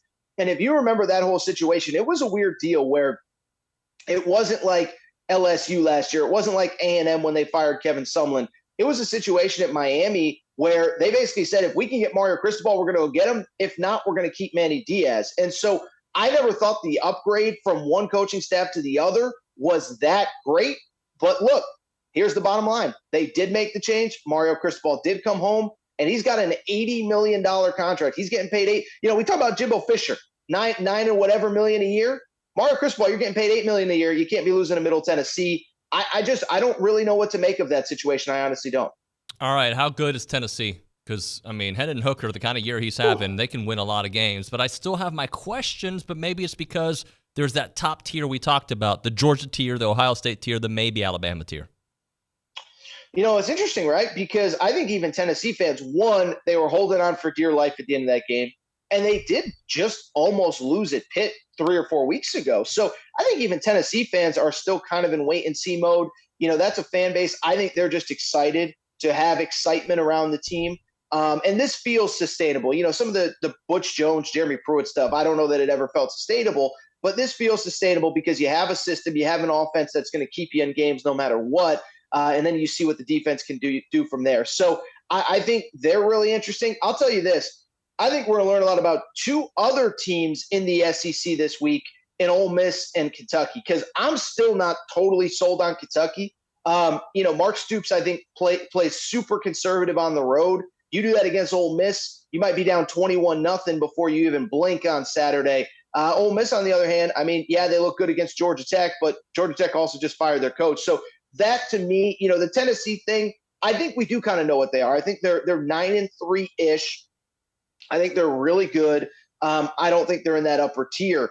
I'm not sold on Kentucky. I don't know what to make of Ole Miss. So that's probably a game that I'm definitely keeping my eye on this Saturday, one of many big ones across the SEC this weekend. Hey, how about that performance from Adrian Martinez? Just considering what he's gone through and how crucial he was to that victory. Fun game. Yeah,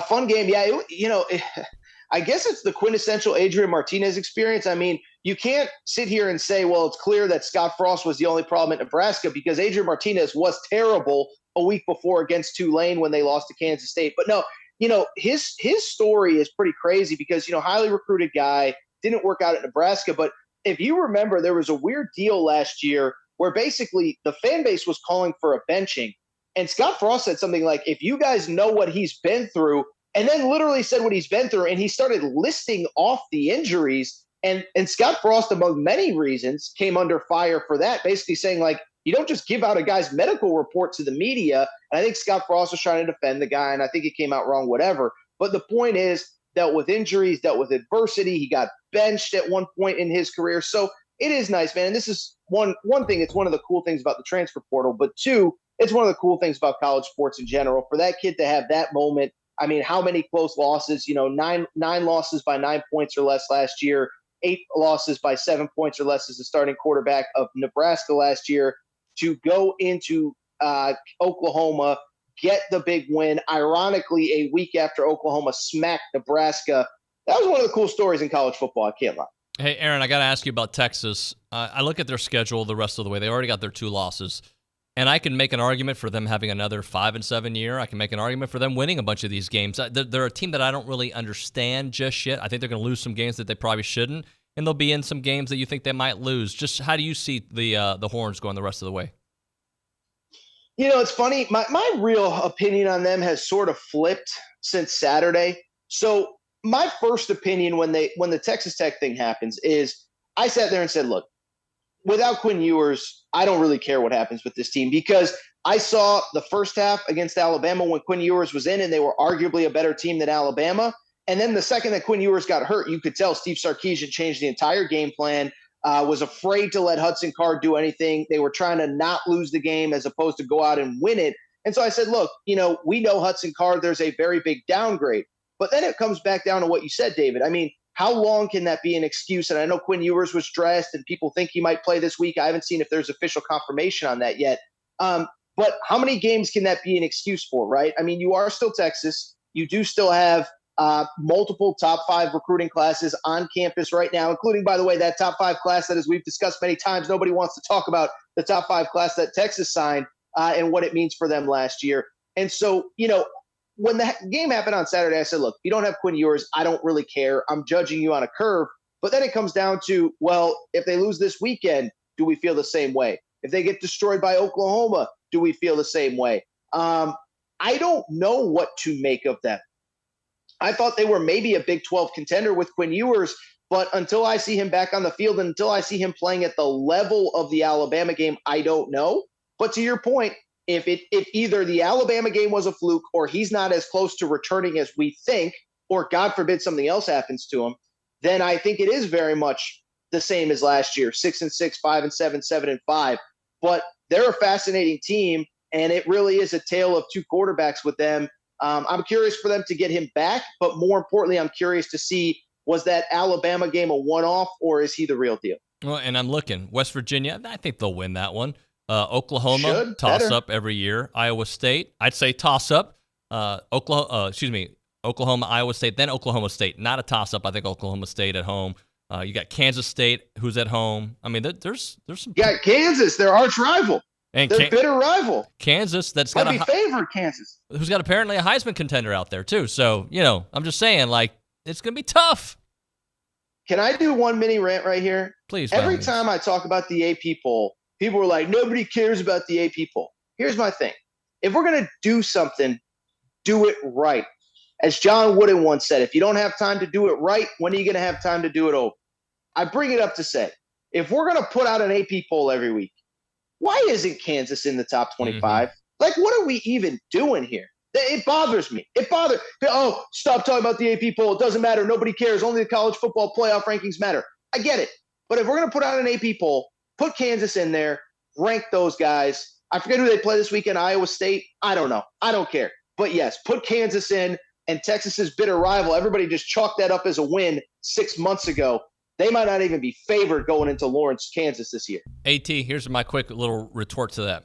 I think they should get rid of the AP poll and do a sports radio poll, because I don't believe writers they're watching their game and they're not watching all these games. You guys who have to sit in studio with 10 TVs on talking about all the games know way more about all the teams in the country than a guy who focuses on his little beat and his 5 teams, right? Yes. And that's and I do feel bad because every man and woman's got to earn a living. But you can't tell me the New Mexico beat writer for the New Mexico Star-Gazette is sitting there grinding first, because he's in the press, like you said, he's in the press box covering. And for people who don't know, the AP has, I think, voters in all 50 states or whatever. I know the Heisman does. I think the AP has voters in all 50 states. And yeah, if you're a New Mexico beat writer at the New Mexico-Wyoming game, you're not sitting there watching Texas A&M Arkansas. You're not sitting there watching LSU Auburn. So to answer your question, I'm not saying I should be a voter, but if we're going to do it, maybe the voting should be a little bit more diverse, because yeah, you've hosted radio. I'm not saying I have all the answers. What I am saying is from 11 a.m. Eastern time till literally 2 a.m. Eastern when I get off air, that's pretty much my focus all day, every Saturday. Yep. AT, we went real long. Make sure everybody visits Aaron Torres online. Thank you, brother. We'll talk to you soon. Thank you, sir. We'll talk next week. Have a great week. Thank you. You too. Aaron Torres online and Fox Sports Radio. Right now we're talking Big Shots Golf, Aggieland, Anthem Kitchen and Bar. They're the restaurant inside the Big Shots. It's a sports bar built for every fan out there. If you haven't checked it out, you really need to. Consider going to a sports bar. People think of Big Shots like, I got to hit a golf ball. I'm not really. If you're into golf, great place to go. If you're not into golf, great place to go, because it's like a sports bar, right? And it's got great food, great environment, TVs everywhere. And then you know what? I feel like hitting a couple balls now. Go out there and hit a couple balls, right? I hit 3, and they were terrible. Ask Kay. It was not good. That being said, they got handcrafted cocktails. They got a great brunch on Saturdays and Sundays. Get your weekend off to a great start. Try the Hangover Burger, which is like a regular bacon cheeseburger with a gooey egg on top. Pair it with a Big Shots Bloody and come out a whole new person. Visit the website, anthem.bigshotsgolf.com, to learn more. Again, that is anthem.bigshotsgolf.com.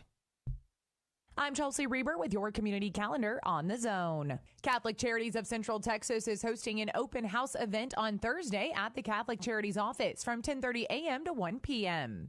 Hope Pregnancy Center invites you to Light Up the World, their annual benefit banquet on Thursday from 7 to 9 p.m. at the Ice House on Main.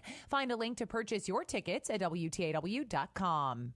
The Twin Oaks Landfill Household Hazardous Waste and Computer Collection event is Saturday, October 22nd from 7 a.m. to 2 p.m. Visit twinoakshhw.com for a list of acceptable items and more information. The VOOM Foundation Heart and Soul 5K is Sunday, October 23rd at 12:30 p.m. on Texas A&M's campus. VOOM works to improve healthcare in Nigeria. Visit voomfoundation.org for more information. Be part of the Bellucci Hour. Billy Lucci of TexAgs and Louis Bellina every Thursday from 1 to 2, brought to you by Dos Equis. Get a dose. That's your community calendar. I'm Chelsea Reber on the Zone. The flagship station for Aggie Athletics is The Zone. Whenever the Aggies are playing, you can hear them right here at 1150 and 93.7 FM. Thanks to our listeners and Aggie broadcast sponsors, Zwerneman Flooring, Lance Lester at the Lester Group, Specs Wines, Spirits, and Finer Foods, and Amarillo National Bank. Here's a big gig 'em to all these sponsors. Listen to Aggie Athletics on The Zone 1150 and 93.7 FM. Shop local, buy local, save big. It's not every day you can save money. Oh, wait, you can. Hi, Jenny here from Big Deals. When you shop Big Deals, you'll save money every day on dozens of gift certificates from local businesses like these. J. Cody Steaks and Barbecue, Horseshoe Junction Family Fun Park, M&M Apparel, and Premium Rapid Lube. Visit AggielandBigDeals.com to save big. AggielandBigDeals.com. Wolf Cleaning Services of Aggieland reminds all listeners that last year over 50% of our children were bullied or teased. This daily ritual leaves them in despair, feeling like there's no way out. Be someone that a child can go to for help, and let's stop the intimidation now. This message is from Priscilla and the crew at Wolf Cleaning Services of Aggieland, equipped to handle all your home and office cleaning needs. They don't cut corners, they clean them. Call 979-618-1019. Wolf Cleaning Services of Aggieland, wishing our kids a happy and healthy school year. I, Louis Bellina, am inviting you to be a part of the Bellucci Hour, brought to you by Dos Equis, each and every Thursday, 1 p.m., a part of the Louis Bellina Show. The Bellucci Hour, brought to you by Dos Equis. Enjoy college football this season with your friends and a cool, refreshing Dos Equis lager. Get a dose. It's the Bellucci Hour, a part of the Louis Bellina Show, brought to you by B&B Automotive and Superior Auto Service.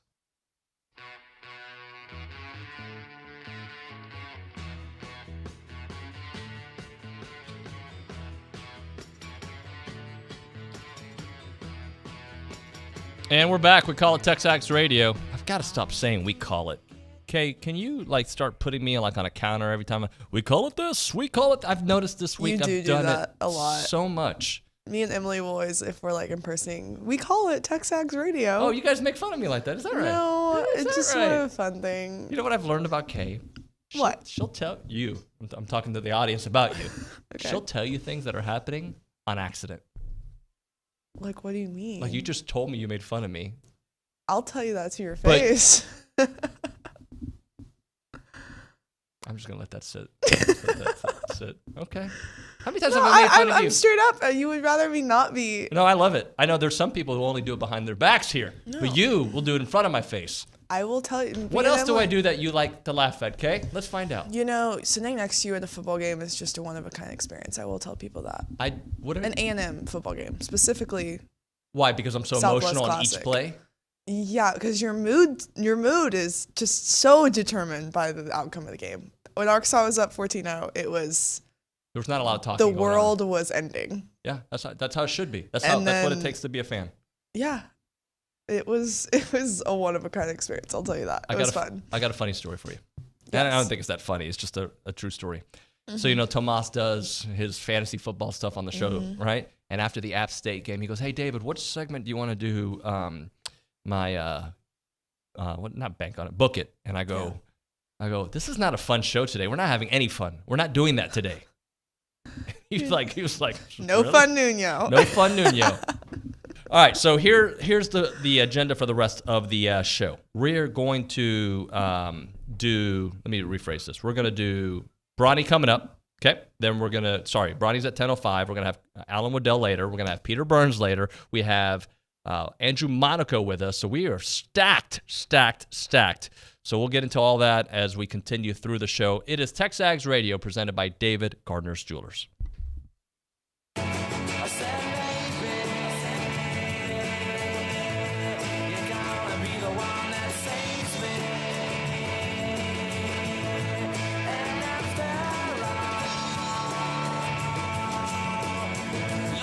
TexAgs Radio on the Zone.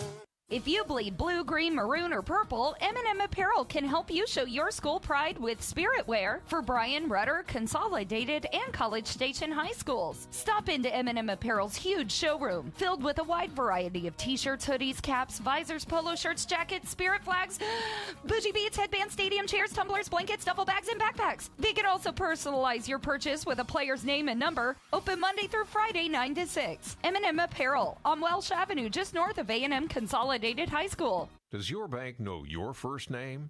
At Normandy State Bank, they do. Normandy State Bank is locally owned, controlled, and operated. This local personal touch means banking decisions are made on site the same day you request it.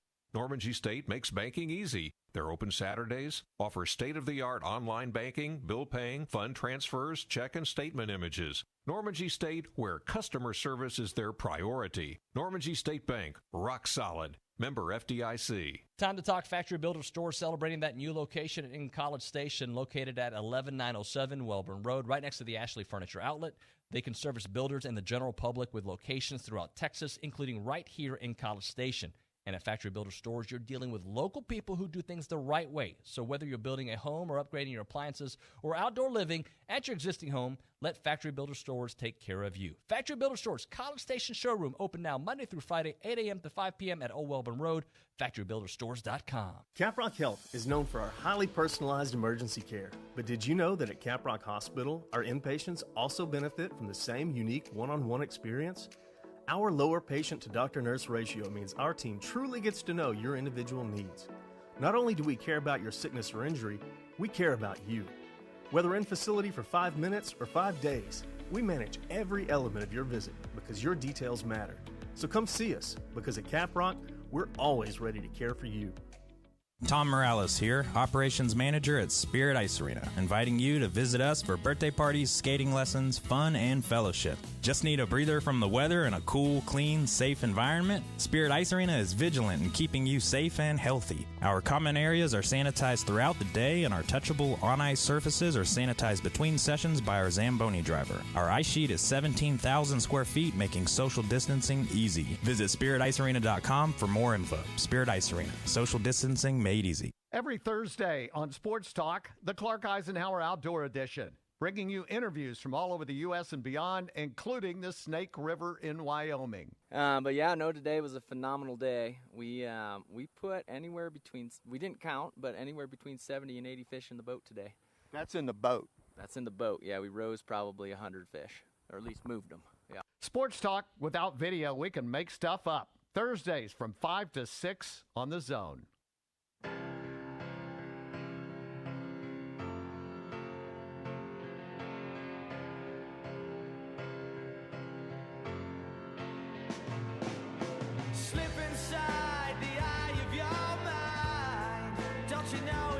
Do you like Oasis by any chance, Andrew Monaco? Sure. Like the answer is always yes. Yeah. Is it, no matter what I ask you? I missed the My Prerogative with Aaron. That was a good song. Yeah. That was our time. yes, it was. That was like, yes, it was. That Yeah. was our time. Andrew Monaco with us, the voice of the Aggies. What about, did you hear our segment about NWA? I hope you didn't. Missed it. No. Yeah, well, it'll probably be floating around on the internet soon.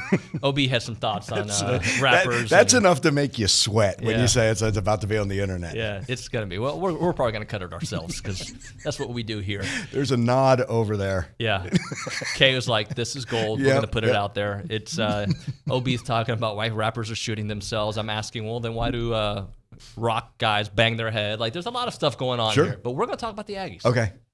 Thank you. So, Andrew, like we were talking at the break, I'm still concerned about a lot of things offensively. Sure. That being said, being at this point in the season where it looks like the offensive line has started to turn a corner gives me so much optimism the rest of the way. Yeah, and I think that was a big thing from the win on Saturday to see that drive in the second half. To start the second half, that first possession, you know that this team loves to defer, and if the game plays out, you get, I call it the boomerang. Can you score at the end of the first half and get that first possession of the second half? But that drive in the second half, I think a little bit of the DNA of what we've seen in Texas A&M football in the past, just run it. And it's taken a little while. Even the Maroon Goons, it took a little while. It was almost like the Florida game was the one where that's where that identity really came into being. And I'm getting that sense that this offensive line gelling together. And David, sometimes it's just that, having the same five snap after snap after snap. And I think that was a great sign. It showed what Devon Achane can do. It shows then the balance, and it shows really that 63-yard run. Jimbo talked to momentum on Monday.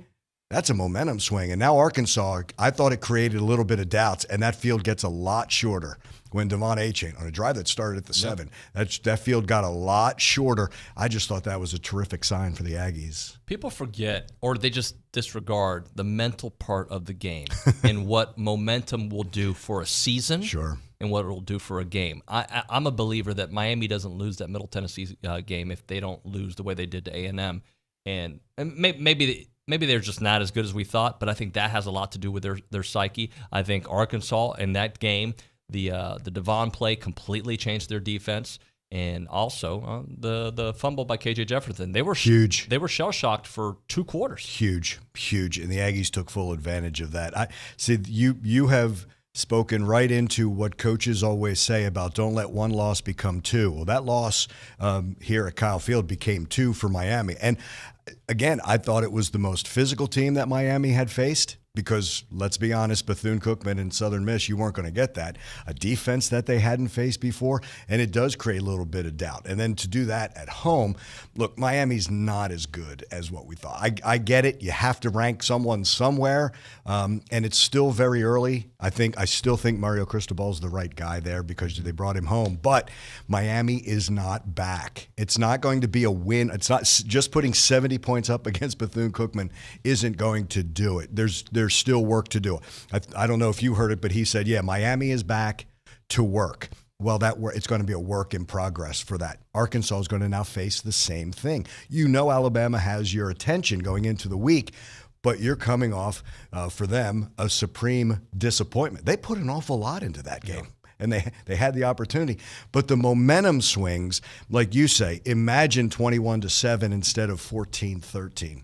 Imagine having the Aggies pinned on that goal line, maybe a 3 and out. Now, you trust Nick Constantino can punt, but it becomes completely different. Now what people are, I think, failing to recognize, what about the momentum swing? Moose is wide open. If he catches that. Then Arkansas is absolutely deflated, right? Great call at the right time. But there's also those little plays. Like I thought Donovan Green took another step on that Saturday, right? So now with the tight ends, because I put Max Wright in there, the experience of Bryce Foster, the experience of Max Wright, they've been there before. And I think there's that ripple effect to everyone else. I've got this, or just making that play. Having that for a couple of games and having that almost to help anchor that offensive line, that's why I think you're seeing the glimpses of what this offense can become. It's not a foregone conclusion that teams get better as the season rolls on. Correct. Because a lot of things, you can go backward, right? Mm-hmm. But Jimbo teams traditionally have gotten better. I would even say last year, even though they lost the last 2 games of the year, that was a better team those last 2 weeks than they were against Colorado and New Mexico and Arkansas and Mississippi State. Definitely. I definitely agree with that. And again, I think it's a combination of a lot of different things. The power of preparation. Just having that book of knowledge of this is what I did and I had this success. Let me repeat that. And Jimbo does that a lot. Don't get bored with that repetition, right? That's the key to greatness. And by making the block, by winning your space, by making the catch, by running the route, by processing what you see in front of you, it all comes together. Now, Ainias being out will be big because of so many things. But if we raved about the guys who stepped in on defense against Miami, now it's time to see, are they preparing to play on offense? I think they are. I think they have those types of players. I'm excited to see, and I don't think it's going to be just one person, but I'm excited to see who now steps up and takes that next step, if you will, in Ainias' absence. So I was going to say, am I putting too much stock in Evan Stewart, who is a freshman, but I feel like he's about, and I thought he was going to have it against Sam, and I keep saying it's coming, but I feel it's coming. One of these games where like, oh, that's Evan Stewart. See, I just think he has that ability that you exhale if you're the opposition because zero's no longer on the field. Mm-hmm. But you turn your attention to, okay, who's the next game changer? And I think that's what he is. I really do. I think, and I don't want to put too much on him because I know we're getting into just week number 5 of his career. But I just think he has that, I'm going to say it, Some guys just have it, right? Whatever. I always say that. Jimbo always explains what it is. I think sometimes it's undefinable, but that's one. But if Evan Stewart makes all the plays, then that game change. If that makes sense, not everything has to be 80 yards. Right. One of his best plays and one of A&M's best plays was a simple slant. That catch and run, that's where I think he's dangerous. See, I love receivers who are almost like return guys once they get the ball. That's why Anias is so good. That's why Evan Stewart can do that. I think Moose Muhammad's going to have a big week, and he's another guy who can just catch and go. So it doesn't have to be the bomb, although we saw it. They tried it twice, the one to Chris Marshall as well. But you have that. If you can get that guy in space, man, that defense, he's tough to take down. So Chris Marshall's another one that I think he's not maybe gotten to the Evan level just yet, but he's like right there, right? Like I feel like he's also due for breakout game is not the right word, but an impactful game. How about like a Donovan Green had? Yeah, I agree. And those 3 catches were huge for Donovan. Yeah, I agree with that with Chris Marshall. And then now the leadership of a Chase Lane. And now for someone who has been in this program and played against App State, or against Miami, a Devin Price, right? All these guys who have all these reps at practice, those are the guys, you know what? This is now your opportunity. Run with it. And I'm with you. Again, it doesn't have to be 11 catches for 212 yards. I like the collection of wide receivers here. But there's always that part of me that's like, there's that ball. It's going to number 10. And it's like, something special may just happen. I want to go through your mindset through certain parts of the game. 14-0. Yeah. All right. And another punt. What are you thinking? Like, I know you're in the moment, you're watching the plays, but like inside, what are you thinking? This one can really get away from us if we're not careful. You really need that stop right there. Arkansas was jazzed. It's like, and then it becomes, okay, what adjustments are we going to see? Because this defense, to me, it's almost like, oh, you scored on us. That's going to be the last time you're scoring. I just love that. Like, think about the talk going into Mississippi State, and everybody's like, well, how do you stop the air raid?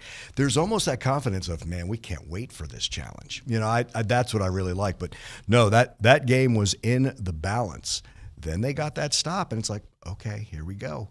You know, you have my fear was you were going to run out of time because you allowed a quarter to get away. Now you have to do this in 3 quarters of football. But they were able to change it. Again, agreeing with Jimbo, momentum, especially in the college game, is a big thing. But that momentum seemed to swing a couple of times in that game. So then what are you thinking when they don't tie it at 14? It is the classic example of, is that going to come back to haunt us? You know, it becomes that. But Arkansas couldn't score. Yeah. They could not score. So to me, and you always have the 2-point conversion if you want to do that. And again, it's another beauty. This is another storyline that I think is kind of getting lost. Jimbo doesn't get outcoached. At the end of that, I understand exactly what Arkansas was doing. Bleed that clock. They were going tempo early. And again, I thought they did it well, leaving a minute and a half. To me, it's like, that's enough time for us. Kicking indoors, we're fine. You do not have to get the touchdown there. That was the negative side of me. Okay, if it's 24-23, we have enough time. In Max, I trust. Things like that. But when it got to a minute 30, how everything changed, and the Aggies did not have to really run a play. That clock management, he had a timeout that he needed. That's the thing. He doesn't back himself into a corner and then, how do I get out of this? It's like, even though Arkansas was dictating on that offensive side, then it became, okay, when he got the ball, that's the thing that you absolutely trust. Always has his timeouts, what he calls, what he wants to do in certain situations. And it's funny because when I asked him about a play a week ago against Miami, the Jalen Jones tackle, second to last play, inbounds, when Miami had no timeouts, that's the kind of stuff they practice. Yeah. That's the attention to detail. So that was, to me, they were set up either way. If that field goal goes through, or if it hits off the upright, in a strange-looking kick, wasn't it? It was just, it seemed to take forever. But there was also, a couple of plays that kind of get buried. Shamar Turner absolutely crushes Ricky Stromberg, their center, in a play, and the bad snap. And again, the reason I think for the bad snap of a very experienced center is what that defensive line was doing. That was key, because even if that's just a snap for no gain, much shorter field goal. No, I don't know if Cam Little kicks it the same way. You know what I mean? But those are those kind of hidden plays. Absolutely. I know special teams is hidden yards. That's a little bit of a hidden play from someone you wouldn't expect to make 2 mistakes late in the game. Did you have a deja vu moment where it's the first quarter and it's a long touchdown on Miles Jones? It's a 14-0. Like everything is starting to play like that game last year. Yeah. And then it didn't, and then, right. And I think that's why this team this year is more advanced than last year's team, even though with a bunch of youngsters, because the way they were able to weather that storm. Yeah, and I think last year's team, I think part of their development, David, was they were ticked that happened. That it was, their feeling was we never should have been in that position. I did have that feeling. And to me, it's the reason why Arkansas won last year. They got that lead. They didn't do much after going up 17-0 in that game. Again, that defense, the offense just could not score enough points in that game. But no, I did have that same feeling. And to me, that's the way Arkansas had to play against Texas A&M. I don't think they would be a great come-from-behind team, but that offense really, after those 2 big plays, look, it's how much they love Traylon Burks, you know what I mean, for Arkansas. But after that, after the 17-0 big hole, I don't want to say they got conservative, but the defense I thought changed. It just couldn't score enough points. But yeah, it was playing out the same way to me, and I thought that was all in Arkansas's favor. But give this team a lot of credit for being able to stop that and bring it back. Again, I like what did Aaron say about fans talking about, well, if you don't have A-Chain's 63-yard run, that's why you recruit Devon A-Chain for moments like that. It's funny. Last year when that game happened in, 2010 final, people were like, well, Arkansas took their foot off the accelerator. No. And I'm like, oh, really? Because they had the exact same scenario this year, and what happened, right? So, and honestly, I do believe if Zach doesn't throw that interception off Bryce's helmet, who knows how that game plays, right? It becomes another typical A&M Arkansas game down to the last play, right? That's the key. Again, I love what Jimbo said. You leave a touchdown out there, an extra point out there. I thought Randy Bond kicked it really well. He did. And it was just wide left, right? Yeah. 1 and 3 is 4 and 7 is 11, right? So now it's a different. And with those points, it's different. And Arkansas now has to play catch up. Yeah, I will say this. I thought Arkansas got a little cute on offense, and it came back to haunt them. It did. I do. With the Hornsby plays, and yeah. I'm still trying to figure those out. And the other thing, though, is the Aggies were ready for it. That's, again, there is that preparation. Those 2 plays and then that lateral that was supposed to be a pass got blown up very quickly. We got to hit a break. You stay for one more? Yes, sir. I will say this about those plays as we hit a break. You do those plays when you do not, either you're trying to do a backbreaker or you don't trust that your offense can move the ball on this defense and you're trying to do anything you can. And that's what I think that meant to me. All right, we'll hit it more with Andrew Monaco when we come back. It's TexAgs Radio. I'm Chelsea Reber with your community calendar on the Zone. Help support the Never Forget Garden Veterans Memorial by participating in the 21 Steps event. On Saturday, October 15th, run or walk the half-mile path in the Brazos Valley Veterans Memorial with guides available at monuments. More information is on their Facebook page, NFG Veterans Memorial. The Pizza for a Purpose drive-through dinner is a Rotary Club of College Station fundraising event on Sunday, October 16th at Napa Flats. For $40, a pizza for 2 and a bottle of wine or non-alcoholic alternative can be picked up between 4:30 and 7:30 p.m. Now on display at the Brazos Valley Museum of Natural History, Checkered Past, the story of board games. Visit brazosvalleymuseum.org for more information. You can hear the Aggies take on the Bulldogs this Saturday, starting with the pregame show at 2 and kickoff at 3 here on Zone 1150 AM and 93.7 FM and online at radioaggieland.com. That's your community calendar. I'm Chelsea Reber on the Zone. VeraBank is open and we are excited to serve you in College Station. Hi, this is Erica Archer, Treasury Management Officer at VeraBank, and I specialize in helping businesses run their day-to-day operations more efficiently, saving you valuable time. Our team's job is to make yours easier. So give us a call or come by and see us off of Highway 6. At VeraBank, you have a team of genuine bankers on your side, and you can bank on it. Visit verabank.com today. That's VERA bank.com. VeraBank, member FDIC, equal housing lender. Howdy, McCoy and Whitney here with Donkey Dumpster Rentals. We're a local small business with big dreams. We started Donkey Dumpster Rentals to put our customers first and offer the best service possible. When you book a roll-off dumpster with Donkey Dumpster Rentals, you know exactly who you're working with, as we're the ones that answer the phone and deliver your dumpster. Whether you need a dumpster for trash, brush, or construction debris, visit DonkeyDumpsterRentals.com today. No job is too small for us at DonkeyDumpsterRentals.com. The biggest names in sports are on ESPN Radio. Najee Harris, Pittsburgh Steelers running back. We don't back down for any challenges. We just stack bricks every day. Sean Merriman, former Charger linebacker. They just have so many weapons. It just really depends who's going to beat you that week. Head coach of the Kentucky Wildcats, Mark Stoops. Yeah, I got hit by a car. They made me go to the hospital and spend a couple of days, but I felt fine. I was ready to go play some ball the minute after I got hit. Jeff Allen, former Kansas City Chiefs guard. The natural progression of a veteran quarterback, and that's why I made the decision so much easier for the Chiefs to let go of Tyreek. Brandon Jacobs, former Giant running back. We can win the division. I mean, we got Philly out, which I'm not overly impressed with right now. I think the Giants are the best thing our division has to offer. He's the head coach of App State, Coach Sean Clark. We're in North Carolina. I don't care who you are. Put a pair of old cutoff shorts on, Luke Holmes t-shirt, and a camouflage hat. Go have a good time like the rest of them. Listen in to ESPN Radio, weeknights and weekends on Sports Radio, 1150 and 93.7 FM.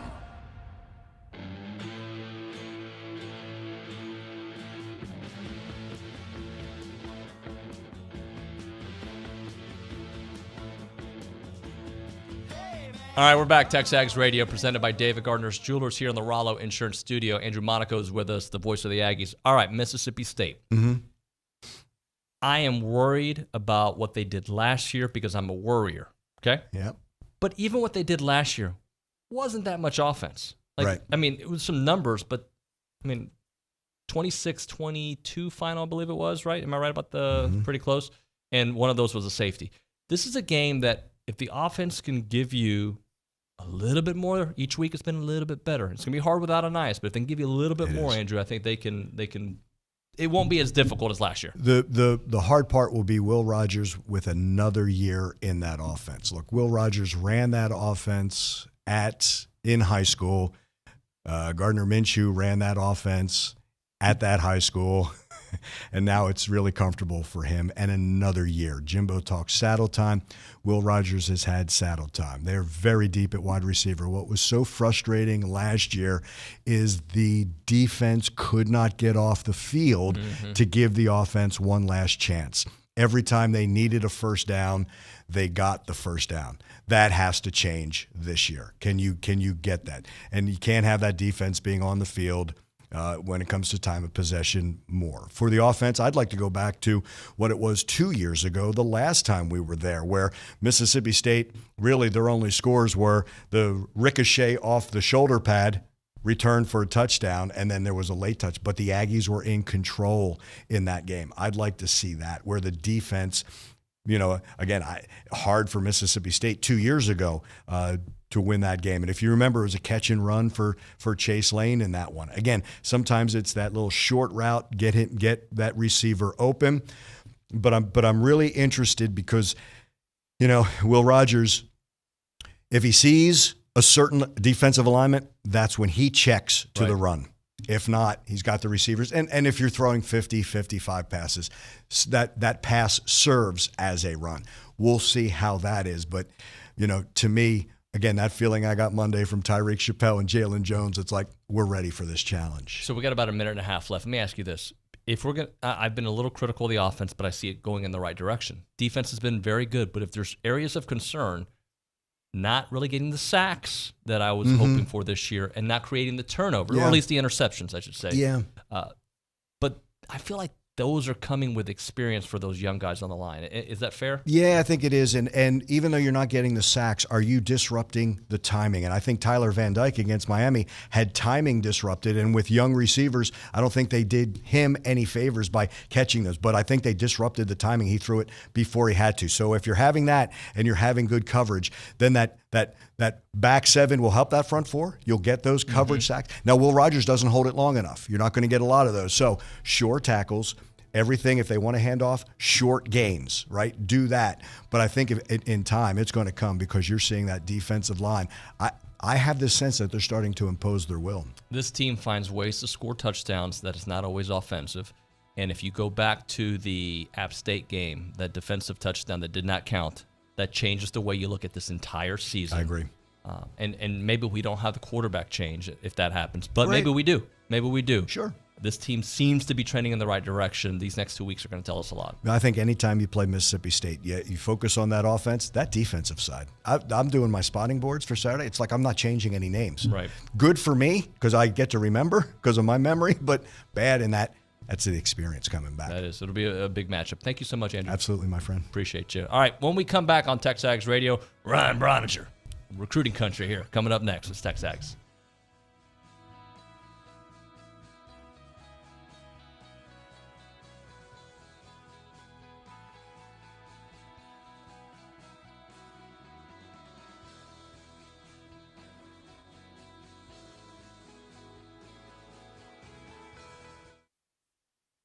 Happening in College Station. Because there ain't a better place to go to school and play ball. We don't like it, we're coming on. Get used to it, all right?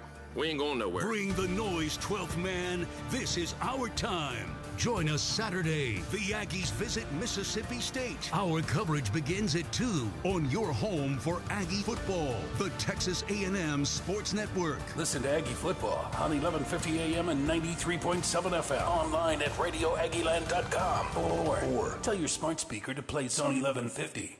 Morning, Mama. How you feeling? Great, and I'm ready for you today. I'm checking in on you. Morning meditation? Check. Dressed and ready to work out? Check. Check your blood pressure yet? And check. Boom! Great job, Mom. And about those gold earrings? No, ma'am. Now more than ever, it's important that we protect our hearts and the hearts of those we love. Monitor your blood pressure daily and help each other stay motivated. Rally your squad to take the online pledge at releasethepressure.org. Brought to you by the Release the Pressure Coalition and the Ad Council. We love beer, steak, Aggie football, and your community. Hang out with Louis Bellina, weekdays 11 to 2 on the Zone 1150 AM and 93.7 FM. This is KZNE, College Station Bryan.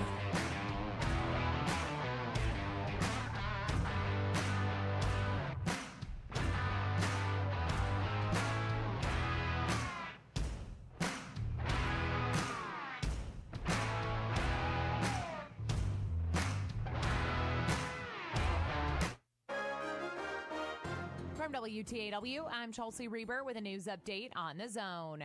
Opponents to an early voting location for this November's election being moved from the Memorial Student Center to College Station City Hall did not go quietly from yesterday's County Commission meeting. You're asked to leave. I'll ask you to be removed. If you don't, you need to move out. You need to move out. Their departure came after both city secretaries told commissioners that it does not logistically make sense to move early voting back to the MSC this late in the game. County Commissioner Steve Aldrich, who did not attend yesterday's meeting, had asked for the voting location to be put on the agenda. College Station police find the victims of 8 of 9 stolen catalytic converters that were found as a result of a traffic stop last week. According to more CSPD arrest reports against 3 men previously charged with felony theft, a local car dealer notified CSPD they had VIN numbers of 8 converters that were sawed-off used pickup trucks last Thursday. 2 men from Navasota and 1 from Houston remain in jail. They are held in lieu of bonds ranging from $203,000 to $400,000. Texas teachers now have a better idea of how to teach students lessons that align with the anti-critical race theory law signed last year. The State Board of Education has approved a few changes to comply with the law. People have talked about critical race theory without understanding what it is. Board member Rebecca Bell Meadows says there is a difference between discussing race and racism. When you talk about critical race theory, it is explaining a phenomenon. It's not supporting that practice. Some of the changes approved include teaching students how to spot credible information and how to engage in civil discourse. The board says the changes should give students a better understanding of civics. Bailey, Friday, TSN News. For more news, go online to WTAW.com. I'm Chelsea Reber on The Zone.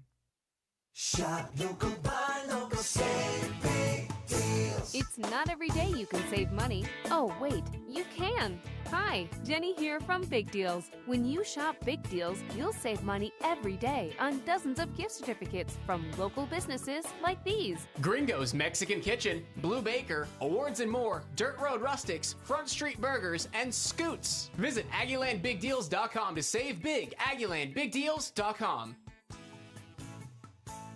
If you own construction equipment and need replacement rubber tracks, now's the time to get $200 off your next set of rubber tracks at WPI. Regardless of your machine's make or model, WPI can help. From custom hydraulic hoses, O-rings, and depth to teeth, buckets, and blades is at your local WPI. Visit Jesse James at WPI's new location in Bryan. Hurry in. $200 off rubber tracks in soon. Highway 21 East at Marino Road or click WPI.com. Good morning, sports fans. I'm Zach Taylor with your Aggie Sports Minute on the Zone. The Sports Minute is brought to you by Hilco Metal Roofing and Supply. Call 936-825-0500 or click HilcoSupply.com. The offensive line for number 17 Texas A&M football seems to be finding its rhythm after paving the way for 225 rushing yards in last week's win over Arkansas. Now, a big reason for the improvement is the return of center Bryce Foster, who was dealing with mononucleosis early in the season. I always do Google searches online whenever I get sick with any type of symptoms, whether it be allergies or anything. And it was cancer this. I was like, whoa, hold on, that can't be right.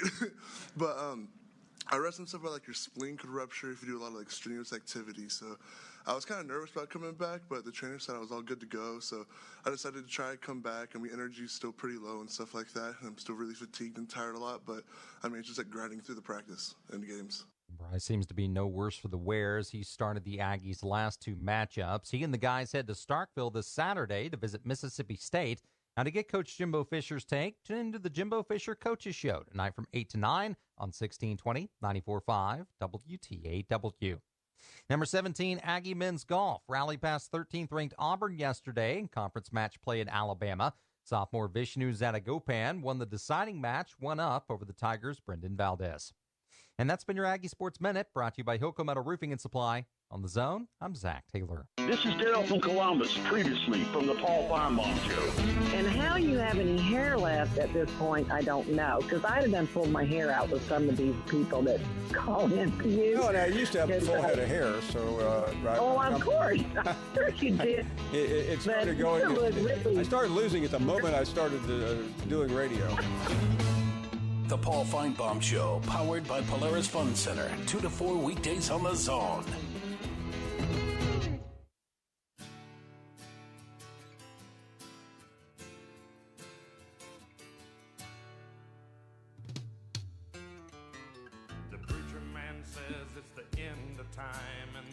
Hey guys, it's TexAgs Radio.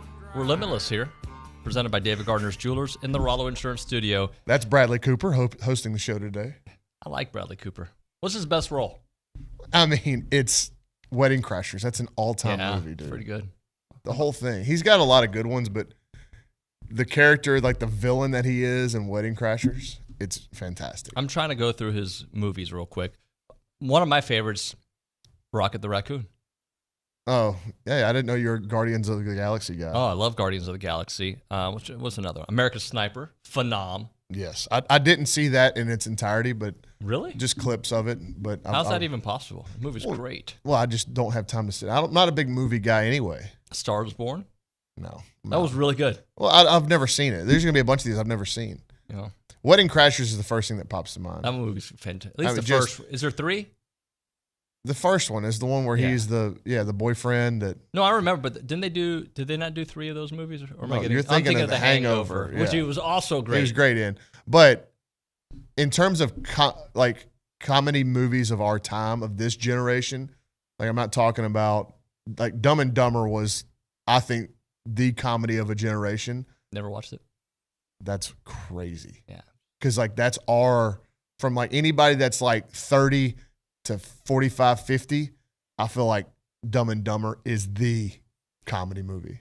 Not a Jim Carrey guy. But in this, the next generation of comedy movies, I would put Wedding Crashers is in that group. I don't know if it's number 1.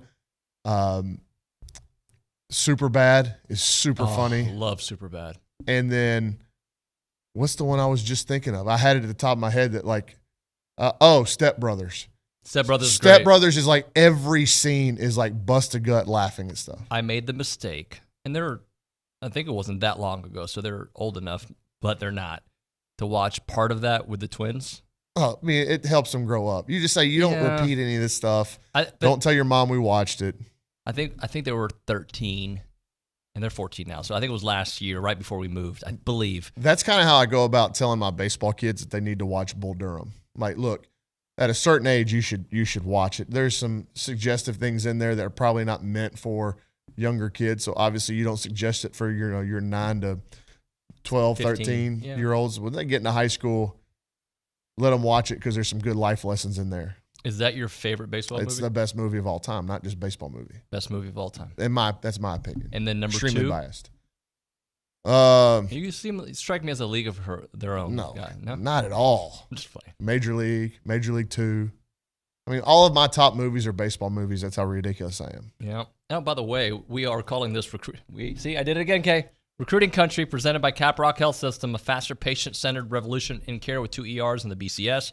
You got the original 24-hour ER in South College Station on William D. Fitch, and the full-service hospital with ER in Bryan on Briarcrest, online at caprockhealthsystem.com. Of course, I should put Varsity Blues up there because it has my favorite actor in it. Yes, Olin Buchanan. Yes. He steals the show. He is a show stealer. I heard he did it this morning.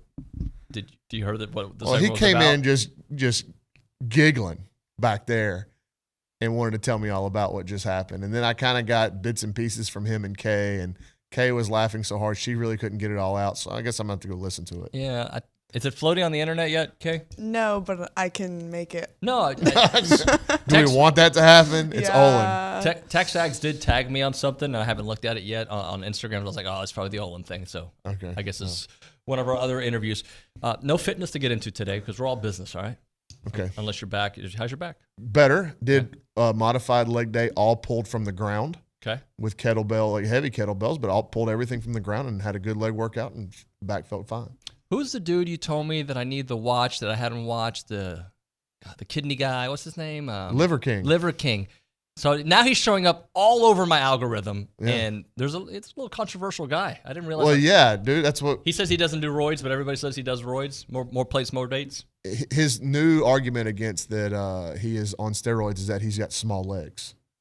So he's like, if I was on steroids, would my legs look like this? And he like kind of rolls his shorts up, and like there's every vein ever going through his legs. I'm like, that's not a great argument, pal. Well, there's a site or a guy who does videos, more plates, more dates, and he analyzes people who lie about steroids, and he's a scientist. Okay. And he's like, you can. Well, his whole body's red.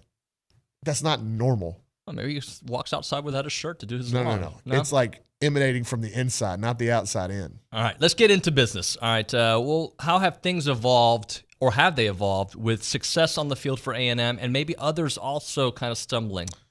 Well, I think the biggest news that's going to happen today is the announcement of DJ Hicks at 3:30. Katy Pato, defensive lineman, longtime Texas A&M target. The first time I met DJ and his dad, David, was at an A&M camp when DJ was in 8th grade. And so I've been following DJ Hicks for quite a while. And, the original plan was for him to make his decision at the Under Armour All-American game later this year.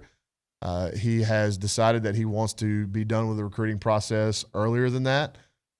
There was a tidal wave of Oklahoma momentum at the end of the summer whenever he went to Norman to visit for their end of the summer, whatever. A&M's got the barbecue and pool party. I don't know what Oklahoma calls it. But he went up there instead of coming to A&M.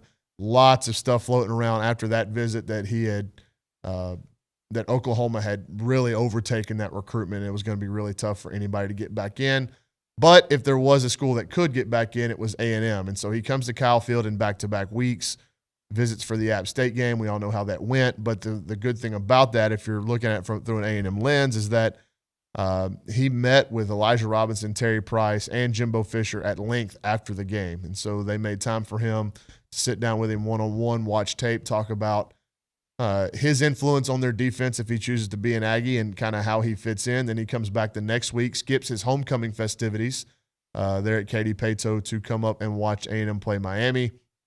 really enjoyed the atmosphere, spoke extremely highly of Kyle Field and the impact that it made not only on the game but on him as, a fan and as a potential player there. And then, I asked him about A&M rotating all those freshmen in because we knew that not just Oklahoma, but everybody was hitting him with like, hey, A&M, they took whatever 8 defensive linemen last year. They're all highly rated. And so his big question, and this is what I was told before the season started, was that A&M's recruiting pitch with DJ Hicks is going to get a lot stronger once the season starts because all those guys are going to play. And then it kind of alleviates some of those concerns about him being, buried on the depth chart, if you can say that about a kid who's a top 5 player in the country. Right. Yeah. And I think A&M has done a great job in not only just telling him, hey, this is the way it's going to go on the field in terms of our defensive line, but also now showing him. So those are the things that really stand out for A&M, obviously being really close to home. He grew up in Houston, right? And he had the 1 year where he went up and played at Allen as a junior. But he started his high school career at Morton Ranch in Katy, went to Allen, came back, and now is at Pato. His dad's a coach, and so that kind of makes sense. But he's a Houston kid, and A&M being right here up the road as an SEC school, that has certainly helped. His relationship with Elijah Robinson and Terry Price has certainly helped. But, we'll see what happens today. The overwhelming momentum was with Oklahoma entering the week. And whenever he put out that he was going to move up his commitment date, see, I talked to him after the Miami game, and I'd heard kind of some people talking behind the scenes that DJ may be moving up his commitment date. So I asked him, and he told me that his plan was still to announce at the Under Armour All-American game. Look, when a kid tells you something, you got to report it. Sure. And even if you're hearing other things, that's what he told me. So then he moves up his date, announced that he's moving up his date the following week. And, so when that happens, you're kind of going, okay, like, is it because A&M did such a good job on those 2 visits, or did he give A&M a chance and they just couldn't overtake the lead that Oklahoma had? So that's where we're at on that today. Is it one of those, Bronny, that the waiting game, because this is what A&M does so well, the waiting game, that even if it is Oklahoma later on, they're still going to, or does it feel like if he picks Oklahoma? I put this out on the site a couple of days, was it yesterday maybe, but he and his family, mom and dad, and he's got 2 younger siblings, much younger siblings, but he and mom and dad were on a Zoom call with the A&M coaching staff, defensive staff, I should say, and Jimbo Fisher. And then, as they do on some of these Zoom calls, they have people come in that have expertise in the academics and the Aggie network and just kind of give them the whole pitch. And I heard nothing but great things about that Zoom meeting. It lasted a while on Monday night, and we'll see if it gave DJ enough to think about, not only for today when he makes his commitment, but long term. And I think A&M's got staying power long term regardless of who he picks today. And I think you could say the same thing about A&M with some more of these guys, like Hakeem Williams picks Florida State. Well, that kind of was expected as the week went on, or the week went up leading into his announcement. But you still talk to people that not even just in Texas but in Florida that thinks A&M can stick around there. Mm-hmm. And we'll see what happens on signing day. We're saying the same thing about Tony Mitchell. He's committed to Alabama. I wrote about a kid at Friendswood who I don't know, just people down there in the southern part of Houston. A couple of contacts I have down there said, hey, A&M probably shouldn't give up on this one because I think he'd be open to at least visiting and see what happens there. And Braylon Shelby's a kind of an outside linebacker, defensive end, edge player with super incredible high upside. He's at Friendswood and he's committed to USC. He committed to USC at the beginning of August. So there's a kid at Fort Bend Marshall who I saw on Saturday named Zach Chapman. Zach Chapman's a 6'6", 250-pound defensive lineman that is committed to TCU. Now, this is a kid that I think A&M will go back and look at again because at the end of his sophomore year, he played his final few games in the playoffs with a torn ACL. Played through it. That's pretty incredible. That he misses his entire junior year because of that injury and is now back at full strength. And when I saw him on Saturday, he looked like an SEC player. Yeah. With that size and that strength, and he jumped over the line of scrimmage and then blocked a field goal. So the athletic traits are certainly there to play at this level. That's a kid that I could see A&M going on. We've talked about their pursuit of Johnny Bowens. I think they're still right there with their former commit and longtime target. He's going to take an official visit to Oregon at the end of the month.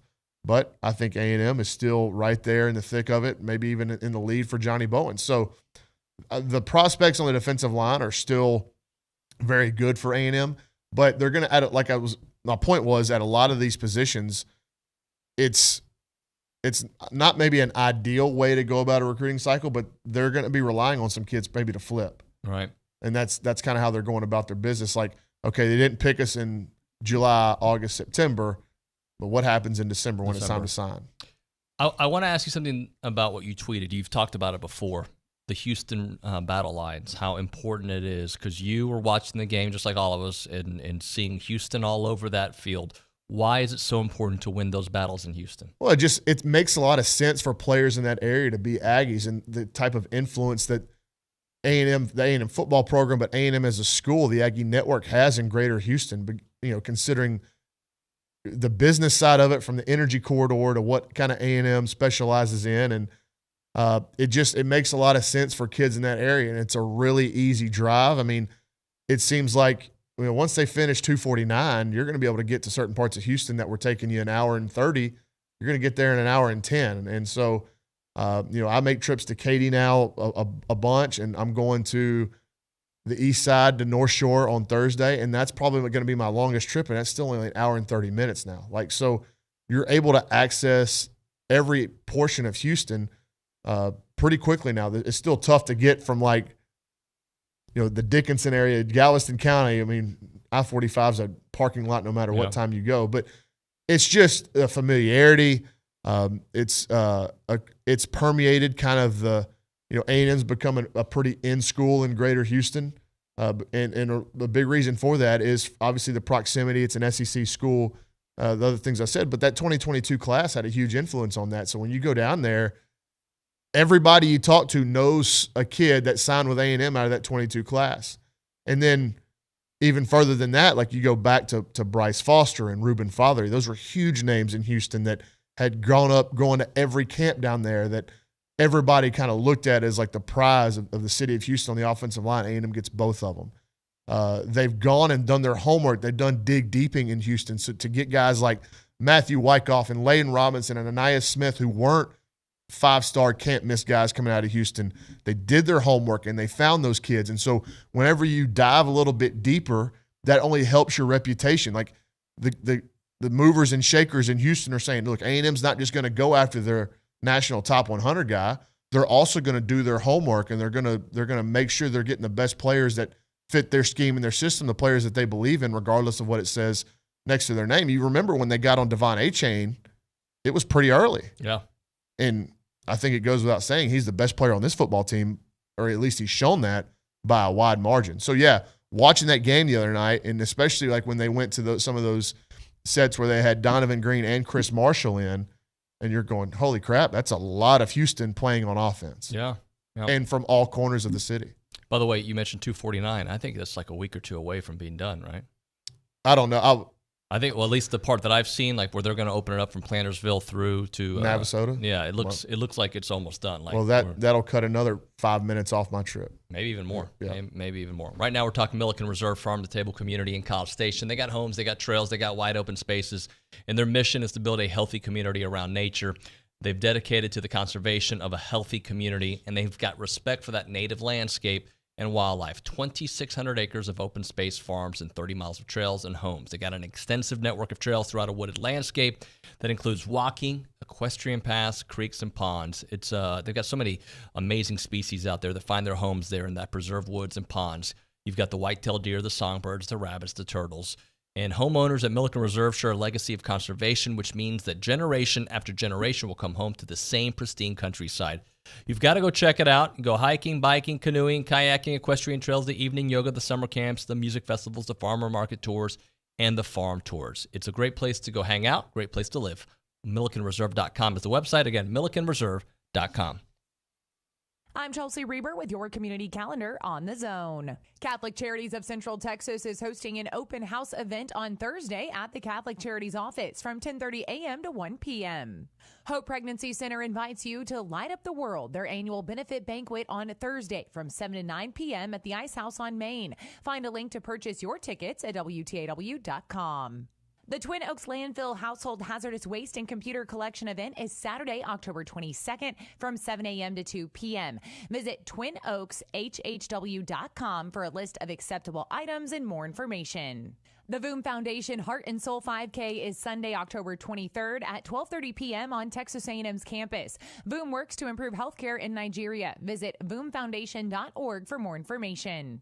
Be part of the Bellucci Hour. Billy Lucci of TexAgs and Louis Bellina every Thursday from 1 to 2, brought to you by Dos Equis. Get a dose. That's your community calendar. I'm Chelsea Reber on The Zone.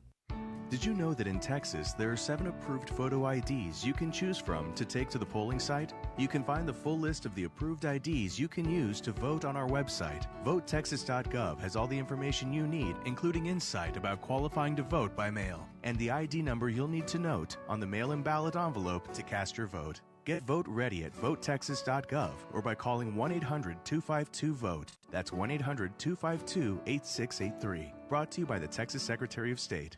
J&L Electric reminds all listeners that last year, over 50% of our children were bullied or teased. This daily ritual leaves them in despair, feeling like there's no way out. Be someone that a child can go to for help, and let's stop the intimidation now. This message is from J&L Electric in Bryan, celebrating over 25 years in business, specializing in mobile home hookups, electrical remodels, house wiring, small commercial jobs, ceiling fans, phone, and cable jacks. Call for a free estimate at 979-218-4874 or 218-4875. J&L Electric in Bryan, wishing our kids a happy and safe school year. Question: would you pick a chain barbecue place over a hometown joint? Do you root for East Coast universities instead of the local team? Nah, then why choose a big Wall Street bank? A&B started in 1892. 5 generations later, we're still owned and operated by the same Texas family. We support this community. We value your privacy. We make quick decisions, and we hate red tape. We answer to you, not Wall Street. Bank with A&B. Family owned, Texas proud. Member FDIC, Equal Housing Lender.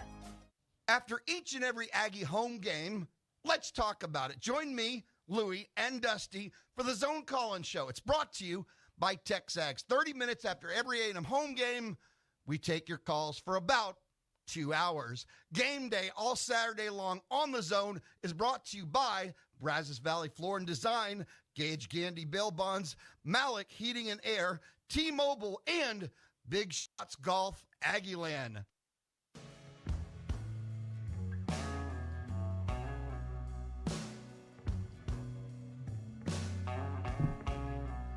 Over here swallowing and like it's all over the camera. Yeah, that was an interesting break. What was I doing? Stuffing your face. I was. Yeah, you ever seen the clip of Shaq on Inside the NBA, which I think is one of the best studio shows of all time? Of all time, yeah.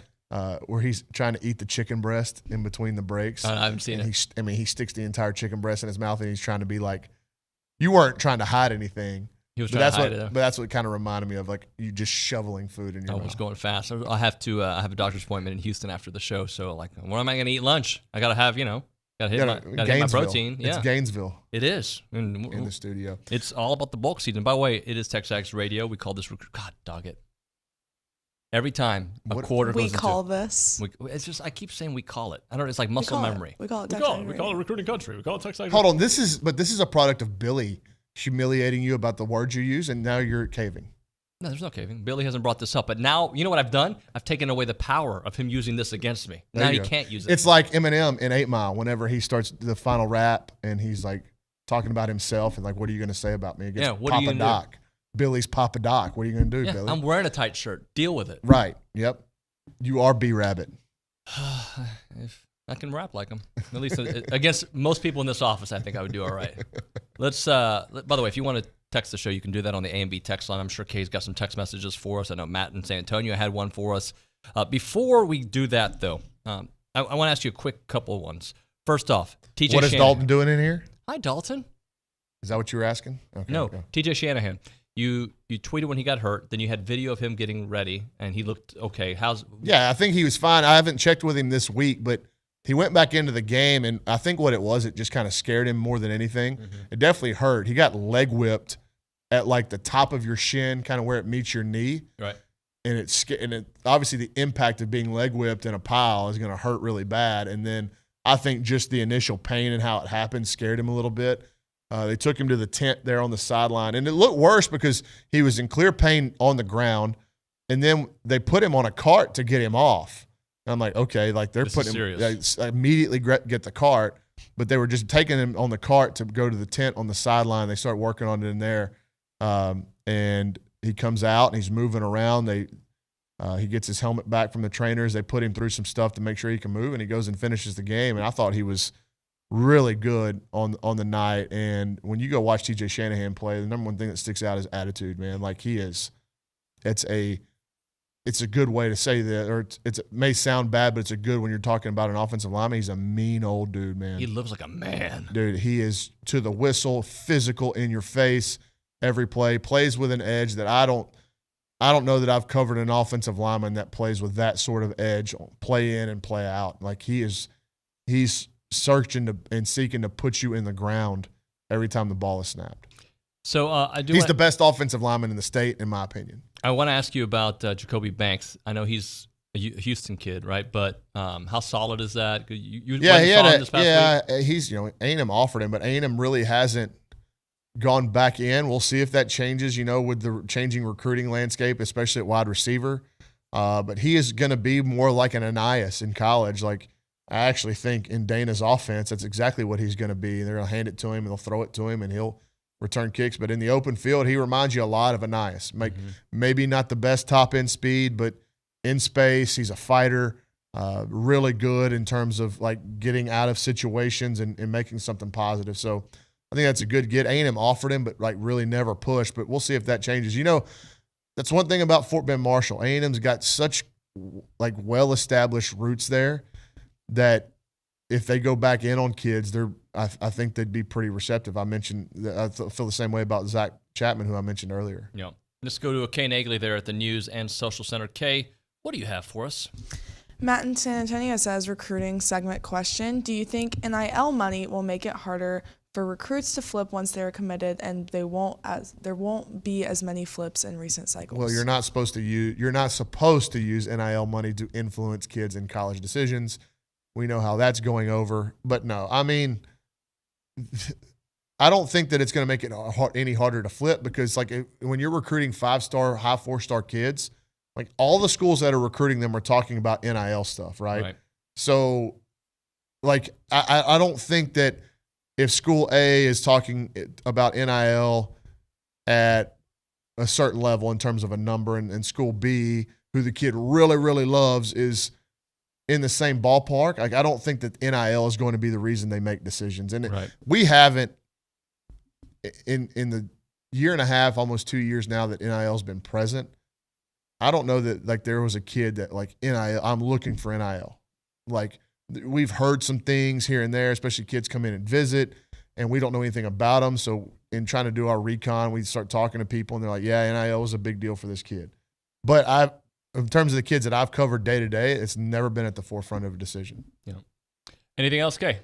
Connor in the Woodlands wants to know, he said, tell me more about Braylon Shelby recruitment. Also, Nuño strikes me as a big athlete, ex-Jeff Cavalier guy. Well, Bronny's a big thanks. I'll put you on. I've watched him before you, but I know he's your guy. I watch him a little bit, yeah. I've got two guys. It's Jeff Cavalier and Brian Shaw. I haven't watched Brian Shaw. 5-time world's strongest man. Did not know that. Oh, yeah, you know who Brian Shaw is. I do. I don't. Guarantee you've seen him. He's like 6'9", 400 pounds, and like no body fat. No, I'm interested more. Tell me more. It sounds weird, but I watched him on an assault bike. He had it on the highest resistance. Yeah. And he was doing like assault bike sprints because, like, that's kind of the new thing. People are into, like, doing really 15 to 30-second sprints on those things. Anyway, he's doing it on the highest resistance, and he almost breaks the bike from pulling it apart. Oh, yeah. Like, it's crazy. Anyway, what was the first question about? By the way, Jeff Nippert for me, more plates, more dates. There's a couple guys that I watched. There you go. Wants to know more about Braylon Shelby recruitment. Oh, yeah. Nothing other than a couple of people in Houston saying that A&M could get back in if they choose to and, want to get him on a visit. And we'll see. A&M keeps track of him. He's, like I said, a really good-looking prospect. Long, 6'5", 230 pounds, like in the same mold as like an Eni White kind of player, and real juice off the edge. So some of the clips, Friendswood struggled this year, but you watch some of his clips and he flashes what makes him such an intriguing prospect as a pass rusher and edge player. Anything else, Bronny? What do you got this weekend? Thursday, North Shore CE King. It's funny because there's 2 weeks in the Texas high school football schedule that it just so happens this way that, and I think one was week 4, the other one is this week, where a bunch of teams are on byes. And I think if it's a 6-team district, all those districts are on byes this week. So the slate of games in Greater Houston was kind of thin on Friday night. It's usually thin on Thursday or Saturday, but this week it was pretty thin on Friday. So Thursday I'm going CE King, North Shore. I haven't seen North Shore this year. I haven't seen CE King. Both of them have tons of college prospects. That area of Houston is blowing up in terms of you go from Atascocita to Summer Creek, CE King to North Shore, right on that Beltway 8 on the east side, northeast to the east side of Houston. That area is really blowing up in terms of prospects. But so I'll see those two on Thursday. And then on Friday, I'm going to see Montgomery Lake Creek against Montgomery. And the reason I'm going is because Lake Creek's got some young kids that I'm really interested in. And they've got a freshman offensive lineman who starts for them. And I think you know his dad. Who's that? His dad sits in here on Friday. His uncle, Mr. McKinney? Yeah, this kid's uncle is a walrus. Oh, yeah. So Steve McKinney's son, Hunter McKinney, he's like almost 6'3", 260 pounds Freshman, as right? a freshman in high school. So if he gets his mother's athleticism, the kid's got a chance. That's good. No, but they've also got a sophomore running back that's like 5'10", 200 pounds already and is really impressive. So, hey, somebody asked, please, so I got to ask you this. This is from Travis and Abilene, and because he used the word please, I'm going to ask. Can Bronny give us an update on Hale from Longview? Committed to Bama. He ain't coming to A&M. That's it. That's it. The end. The story's over. Thank you. A&M was always running behind in that recruitment. Like, he officially visited for the Miami game and then shortly thereafter committed to Alabama. But everybody thought it was Bama or Texas for a long time. A&M was kind of running third. Okay. Thank you, Bronny. Thank you. Appreciate it. When we come back, we've got Peter Burns of the SEC Network. That and more. It's TexAgs Radio. Seinfeld was a show about nothing. Right. TexAgs Radio is a show about college football during college football season. The similarities end there. It's TexAgs Radio on The Zone. Does the insulated glass in your windows refuse to come clean no matter how hard you work? If so, the glass unit has probably lost its seal. You might notice moisture between the panes, a hazy look, shadows, or even the growth of some white mold. If so, it's time to call your friends at Intercon. Not only are these conditions unattractive, but you no longer have an insulated barrier in your windows. There are a number of options available to you to remedy lost seals. Most options allow you to retain your existing window frame and just replace the bad glass with a new sealed unit. Clear insulated glass offers an insulating pocket, but no protection against solar heat gain. Low-E insulated glass adds a coating between the sheets of glass. The coating blocks about 80% of the solar heat gain, as well as the damaging UV rays of the sun. Another option is to trade out the entire window frame with a premium vinyl window. Since Intercon does both glass and windows, we can offer you a full complement of options. Call Intercon to get a free quote from a locally owned and managed business. Whether you have new construction or an existing home, let the fine folks from Intercon help you keep your home energy efficient year-round. Call Brad Beard of Intercon today at 823-3639. That's 823-3639. Tom Morales here, Operations Manager at Spirit Ice Arena, inviting you to visit us for birthday parties, skating lessons, fun, and fellowship. Just need a breather from the weather and a cool, clean, safe environment? Spirit Ice Arena is vigilant in keeping you safe and healthy. Our common areas are sanitized throughout the day, and our touchable on-ice surfaces are sanitized between sessions by our Zamboni driver. Our ice sheet is 17,000 square feet, making social distancing easy. Visit SpiritIceArena.com for more info. Spirit Ice Arena, social distancing made easy. Time to talk Factory Builder Store, celebrating that new location in College Station, located at 11907 Welborn Road, right next to the Ashley Furniture Outlet. They can service builders and the general public with locations throughout Texas, including right here in College Station. And at Factory Builder Stores, you're dealing with local people who do things the right way. So whether you're building a home or upgrading your appliances or outdoor living at your existing home, let Factory Builder Stores take care of you. Factory Builder Stores, College Station Showroom, open now Monday through Friday, 8 a.m. to 5 p.m. at Old Welborn Road, factorybuilderstores.com.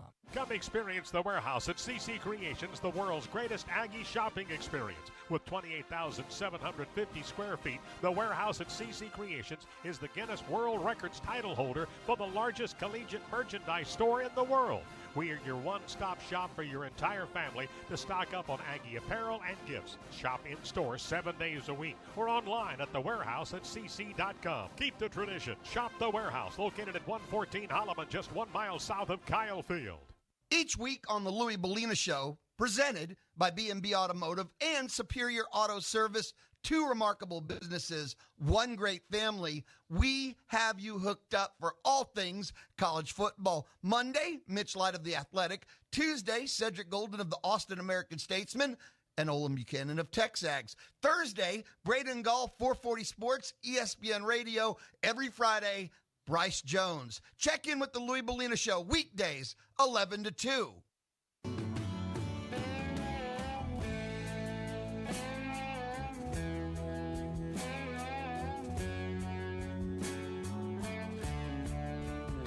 Welcome back. TexAgs Radio, presented by David Gardner's Jewelers here in the Rollo Insurance Studio. Let's go straight to the hotline. Blue Delta Jeans brings us this interview every week. Peter Burns joining us here on the program. Peter, what's going on, man? I got a bone to pick with you right off the bat. What did I do? In the years past, we always would play Robert Earl Keen anytime that I come on, and I don't think I've heard Robert Earl Keen once in my TexAgs appearances this year. I'm not a diva, but if Peter Burns wants a little Robert Earl Keen, Peter Burns needs a little Robert Earl Keen in his life. That's all I'm asking for. It's not a big ask, right? No, it's, because I usually ask for Kanye for me, so I think that works. So what I'm going to do is, I didn't know this information, so I got a bone to pick with you for not telling me this. Actually, you know what? Let's blame Gabe for not telling me that. And Sean, who's at, he's the one who picks the music. Sean, from now on, put a little note. We need some Robert Earl Keen. And then we need to bring Peter here and hang out at the Chicken. That's what we need. It's a little thing, right? That's all I'm asking for. Other than that, what's happening? How are you? I'm buddy. I remember when I worked, a national show. I remember when I worked local television that, I couldn't allow myself to go up and down with wins and losses the way I do. But here at TexAgs, it's all back. I'm all back in. And when things are good, things are really good. Right now, the last couple of weeks, things have been pretty good for A&M, man. I feel like they're starting to figure it out. Yeah, and rightfully so, and that's why I think I was just so literally I don't have a dog in the hunt, right? I didn't grow up a Texas A&M fan. I was trending that way. I'm like, all right, well, let's give Max Johnson a little bit more credit, and this is a tough game against Arkansas. They're a legit. I don't know if they were a legit top 10 team, but I think they were a legit top 15 team, and that was a hell of a win, and that's what made it even punch me in the stomach even harder when Anias went down, because I'm like, there are very few players that in college football that I'm like, I would pay a ticket to see this guy play. And I would be a fan of this player just because of how dynamic he was, and Zero was that guy. And now, to see him get rolled up like that, it crushed me, because I'm thinking, hey, man, this was going to be the week that they were going to kind of take off, get that Arkansas win, and kind of spin it forward. And now I'm really curious about going on the road to Starkville about, hey, how do you change this offense that's already changed once or twice, it feels like, this season, David, to what you have not having one of the most electric playmakers in all of college football. Talking to Peter Burns here on TexAgs Radio. Hey, let's talk a little bit about LSU. And I know that you mentioned, I believe on Twitter, you were on a TV show, a news channel, I think in Baton Rouge, and you made the comment of people not liking BK, Brian Kelly, and you don't care. For you, it's all about the wins, if people like them or not, right? Yeah, the hell with that. I wasn't necessarily the biggest Les Miles fan, but, he won a national championship. Now, I liked Ogeron because he was a Louisiana guy, right? So, but again, I think there's certain coaches, and I think Jimbo has that kind of feeling as well, too. And I think that was more so of, going back to the FSU days with Jameis Winston. People didn't like Winston. They didn't like FSU. So by proxy, they didn't like Jimbo. And now with the big contract, they didn't like Jimbo. But at a point, hell, I didn't like Brian Kelly whenever he was the head coach at Notre Dame. But if you're a fan of a team, you have to think, all right, I'm all in. And I'm really curious with this game against Auburn, because on paper, in theory, after what I saw with Auburn, LSU should win that game. But it's a really monster game for LSU, because it's the difference between, all right, good coaches don't lose, or shouldn't lose to teams that you're superior as far as talent-wise. And I just look at this and going, man, if LSU beats Auburn, all of a sudden it sets up a monumental battle the following week down in Baton Rouge, David, where you're talking about an undefeated Tennessee that's a top 10 team coming into Baton Rouge. Like, man, pump that in my veins, because that'd be a hellacious matchup there in the SEC. Yeah, no doubt about that. Talking to Peter Burns here on TexAgs Radio.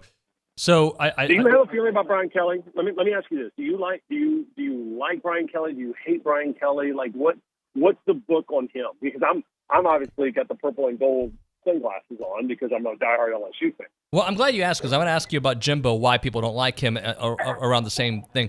I'm not a Brian Kelly guy. He comes across a little smug to me, and but I will tell you, he's a very successful coach. I think he's going to figure it out at LSU.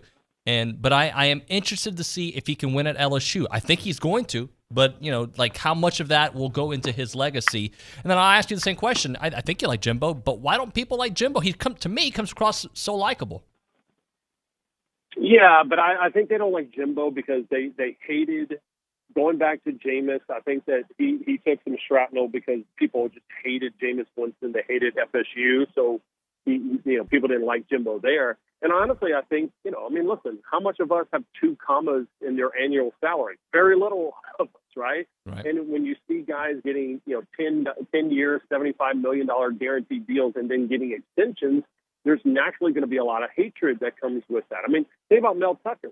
Mel Tucker's a pretty actually nice dude behind the scenes, but people want to just go off on Mel Tucker right now. And I'm like, I don't blame Mel Tucker for getting a fully guaranteed deal. I don't blame Jimbo Fisher, but I do think people with those type contracts comes with a lot more pressure to win. And I think that's why people like to see A&M fail, is because they think, well, wait a minute, that we don't have the opportunity to hire guys like that. I mean, the thing that with Jimbo is there's no doubt he's a damn good coach. There's no doubt he's a damn good recruiter. And the question is that can he turn that into a really dynamic offense? I mean, it feels like what Jimbo's doing at A&M right now is much like how Alabama operated in 2014 and 2015, right? They're going to play really sound football. Defensively, they're going to be good. But they'll grind it down and they'll just win in a war of attrition. But at some point, then Nick Saban said, I'm going to have Lane Kiffin call my offense. I don't like it, but I need this. And all of a sudden, they took that next level offensively. I can't help thinking that Texas A&M plays with this governor switch on them, and I'm ever wondering if it's ever going to take it to that next level, because they have the fan base, they have the facilities, they have the recruits. It's just a matter of, do they have the right scheme to take it to the next level? And it just doesn't feel that way right now. Peter, I saw your tiering system where you had Bama and Georgia up top, then the next tier and the next tier. I'm going to ask you this: to me, it feels that Georgia's kind of slightly above tier to Alabama, and then you got Bama, then you've got maybe the Tennessees of the world. Can you make an argument for that, or do you still think, hey, look, it is Bama, they do what they do, they're figuring it out as they go, but they're still top tier? Yeah, I mean, they're absolutely top tier, and I look at what they did, and I think this Vanderbilt team is actually one of the better Vandy teams that we've seen in the last 3 or 4 years. And I mean, they just dismissed them like a fruit fly. I mean, it was the old Bama that we do, and I think everybody got punch drunk on, hey, watching how undisciplined Bama looked against Texas. But when it came down to it, I mean, listen, Texas, I don't think is a bad team. I don't think they're the Texas that of last year. I think they got a little bit better, and they went on the road in a hostile environment. So, I mean, we'll learn a lot more about Alabama this week, but I think that they're head and shoulders above Arkansas. And I think the fact that Catalan is injured in that secondary, I think that's Bryce Young going to end up having a field day, because those wide receivers and that timing keeps getting better and better. And I like Alabama to, almost blow out Arkansas this week, even though the game is in Fayetteville. Really? So you think they blow them out? And what Arkansas does well is they run the ball well, but I guess Bryce Young and the way he throws the ball, he's going to have a field day with that Arkansas secondary. Well, and you also take a look right now in the fact of, everybody's been talking about Alabama's offense the last couple of years, but this defense is actually pretty damn good. Pete Golden's done a really good job putting that defense together. And of course it starts with Will Anderson, but with Dallas Turner as well too. And they've got a bunch of young kids that are playing that are starting to get more and more reps. Like, I mean, I like Arkansas. I think Arkansas, again, is a top 15 team. I didn't think they were a top 10 team. And I think this is the week that we'll see that, all right, I think after this week we'll see Alabama getting more votes to be the number one team in the country than at any point in the season. Peter Burns with us here on TexAgs Radio. I got to ask you about Kentucky as well, because they're getting Christian Rodriguez back, and they keep winning, man, and now they have both dimensions to their offense back. How do you see them playing out the rest of the way? Yeah, I think they're better now, and I think in a weird way that Chris Rodriguez not being available for the first couple of weeks actually helps them get better, because they couldn't rely on that run game. I mean, Kavasi Smoke, their backup running back, is good, but he's more of a change of pace guy. He's a backup running back for a reason. Chris Rodriguez is dynamic. It might be the best running back, I mean, hell, outside of, what you see in College Station right now. But the thing is the offensive line isn't great. They're still going to be, in my mind, a passing first team. And just because Rodriguez is back, it doesn't do any good. It's the same thing with A&M, right? Like, no matter how good of a running back you have, unless you got an offensive line that's getting some holes together, I don't know how far you can go. Now, I still think they go in to Oxford and win. I think they're a much more experienced team than Ole Miss right now. And the fact that game is a noon game, I think actually helps Kentucky, because I think that if it's a 3:30 or had it been a night game, I think that would have been a completely different situation. So I actually like Kentucky this year, but again, I still think that they're a full tier below what Georgia is, and that's a different level. Peter, I have to ask you about Kansas, man. I know they're not SEC, but that storyline, it's been pretty cool to see what they're doing. Yeah, it's funny because it was always kind of the butt of a joke, and then now all of a sudden you see Lance Leipold and the job that he's done. And honestly, I'm glad you brought up Kansas, because I'm like, that's one of those things where Kansas was terrible. They were terrible in defense. They were terrible, especially on offensively. And Lance Leipold comes in here, and he changes that offense, and they're super dynamic. And Dalen Daniels has done a great job. And I'm fascinated with two things. That's where I'm like, can I look at a Kansas offense and think, why can't A&M put something similar together? A&M has better recruits, better players, better coaching, better facilities, and yet Kansas offense, that's incredible. That's shocking to me. And I'm really fascinated to see what happens with Kansas, because what happens in the transfer portal, right? Like, I'm sure Lance Leipold's going to get a bunch of job offers. Hell, maybe he might get a job offer in Nebraska and other places. Is this going to be a situation where we see kind of like Caleb Williams and Lincoln Riley, that they're like, all right, well, I want to bounce, and Lance Leipold takes another job and he brings his quarterback with him? So I think these package deals are going to be something that's really intriguing going forward in college football. Peter, let me close up with one final thought here on the show, and I'm just going to ask you about Anthony Richardson, because you had a comparison to JR, and I'm like, really? So explain it to me. I want to see where you're going with it. And by JR, I mean J.R. Smith, the basketball player. And, I mean, as much basketball as I was a San Antonio Spurs fan for a long time, and I remember watching J.R. Smith, and there were nights where J.R. Smith would go like 13 of 14 with 8 threes, and he would put it up from any place in the gym, and it looked awesome, and he got it. And then there were some weeks where I'm like, he's trying to score in the wrong basket, right? And I think for him, I think that's what Anthony Richardson is. He was incredible and unconscious against Utah and Tennessee, but there's going to be some games where he just doesn't wake up on the right side of the bed and he looks bad. So, again, I was trying to think of like the streakiest shooters that I could think of, and I'm like, oh, no, that's perfect. J.R. Smith is that guy, and that's what Anthony Richardson is. Some good, some bad. Peter, man, we appreciate it. Thanks so much. We'll talk to you in a week. Later, buddy. Later, man. Peter Burns, SEC Network, here on the program. Now it is time for the Human Performance Minute, presented by Huffines Institute for Sports Performance at Texas A&M. The website is huffinesinstitute.org. The majority of physicians determine physical health through the standard BMI or body mass index scale. The patient's weight will be compared to their height to yield one of the 5 predetermined weight categories. But have you ever wondered why and how the BMI scale was created the way it was, and if it's a truly efficient measure of the health of individuals? The BMI was created by a mathematician in the early 19th century to provide a quick way to measure obesity in the general population. The BMI was not originally designed to assess the fat levels of individuals. Moreover, this method ignores multiple factors of weight and health, including lean muscle mass, patient history, body frame, and much more. The gold standard of lean muscle mass and body fat measurement is the DEXA scan. This low-level radiation scan can return your lean muscle mass, body fat, and even bone density.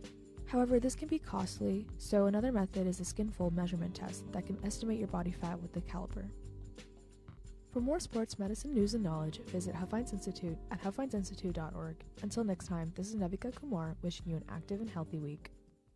If you have a debit card, you're used to spending money. But what if your card actually ended up earning you money? That's not exactly normal, but that's what you can get at A&B. It's called Kasasa Cashback Checking. Don't mind the weird name. What you need to know is that it's a free account with cash rewards. Use your debit card for everyday purchases, and we'll pay you cash back every month. If that doesn't sound like normal banking, well, guess what? We're not a normal bank. So contact A&B today and ask for Kasasa or visit ANB.com. Equal housing lender, member FDIC. When your diesel truck or construction equipment needs DEF, WPI has the best price in town. Only $12.99 for 2.5 gallons. Regardless of your machine's make or model, WPI can help. From custom hydraulic hoses, O-rings to teeth, buckets and blades. Any part, filter, fluid, battery, or lighting is at your local WPI. Visit Jesse James at WPI's new location in Bryan, Highway 21 east at Marina Road, or click WPI.com.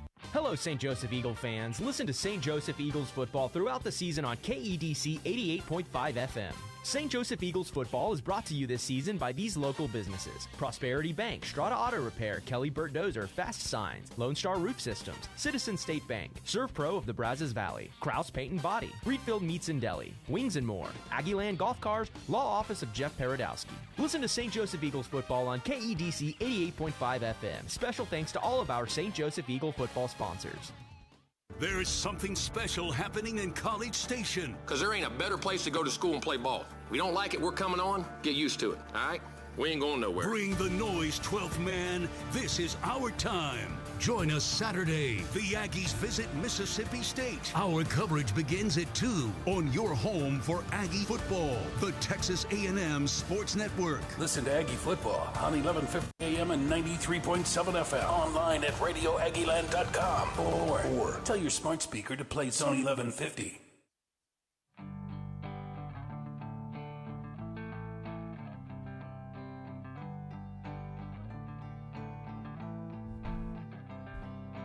Final segment of the program, TexAgs Radio, presented by David Gardner's Jewelers here in the Rollo Insurance Studio.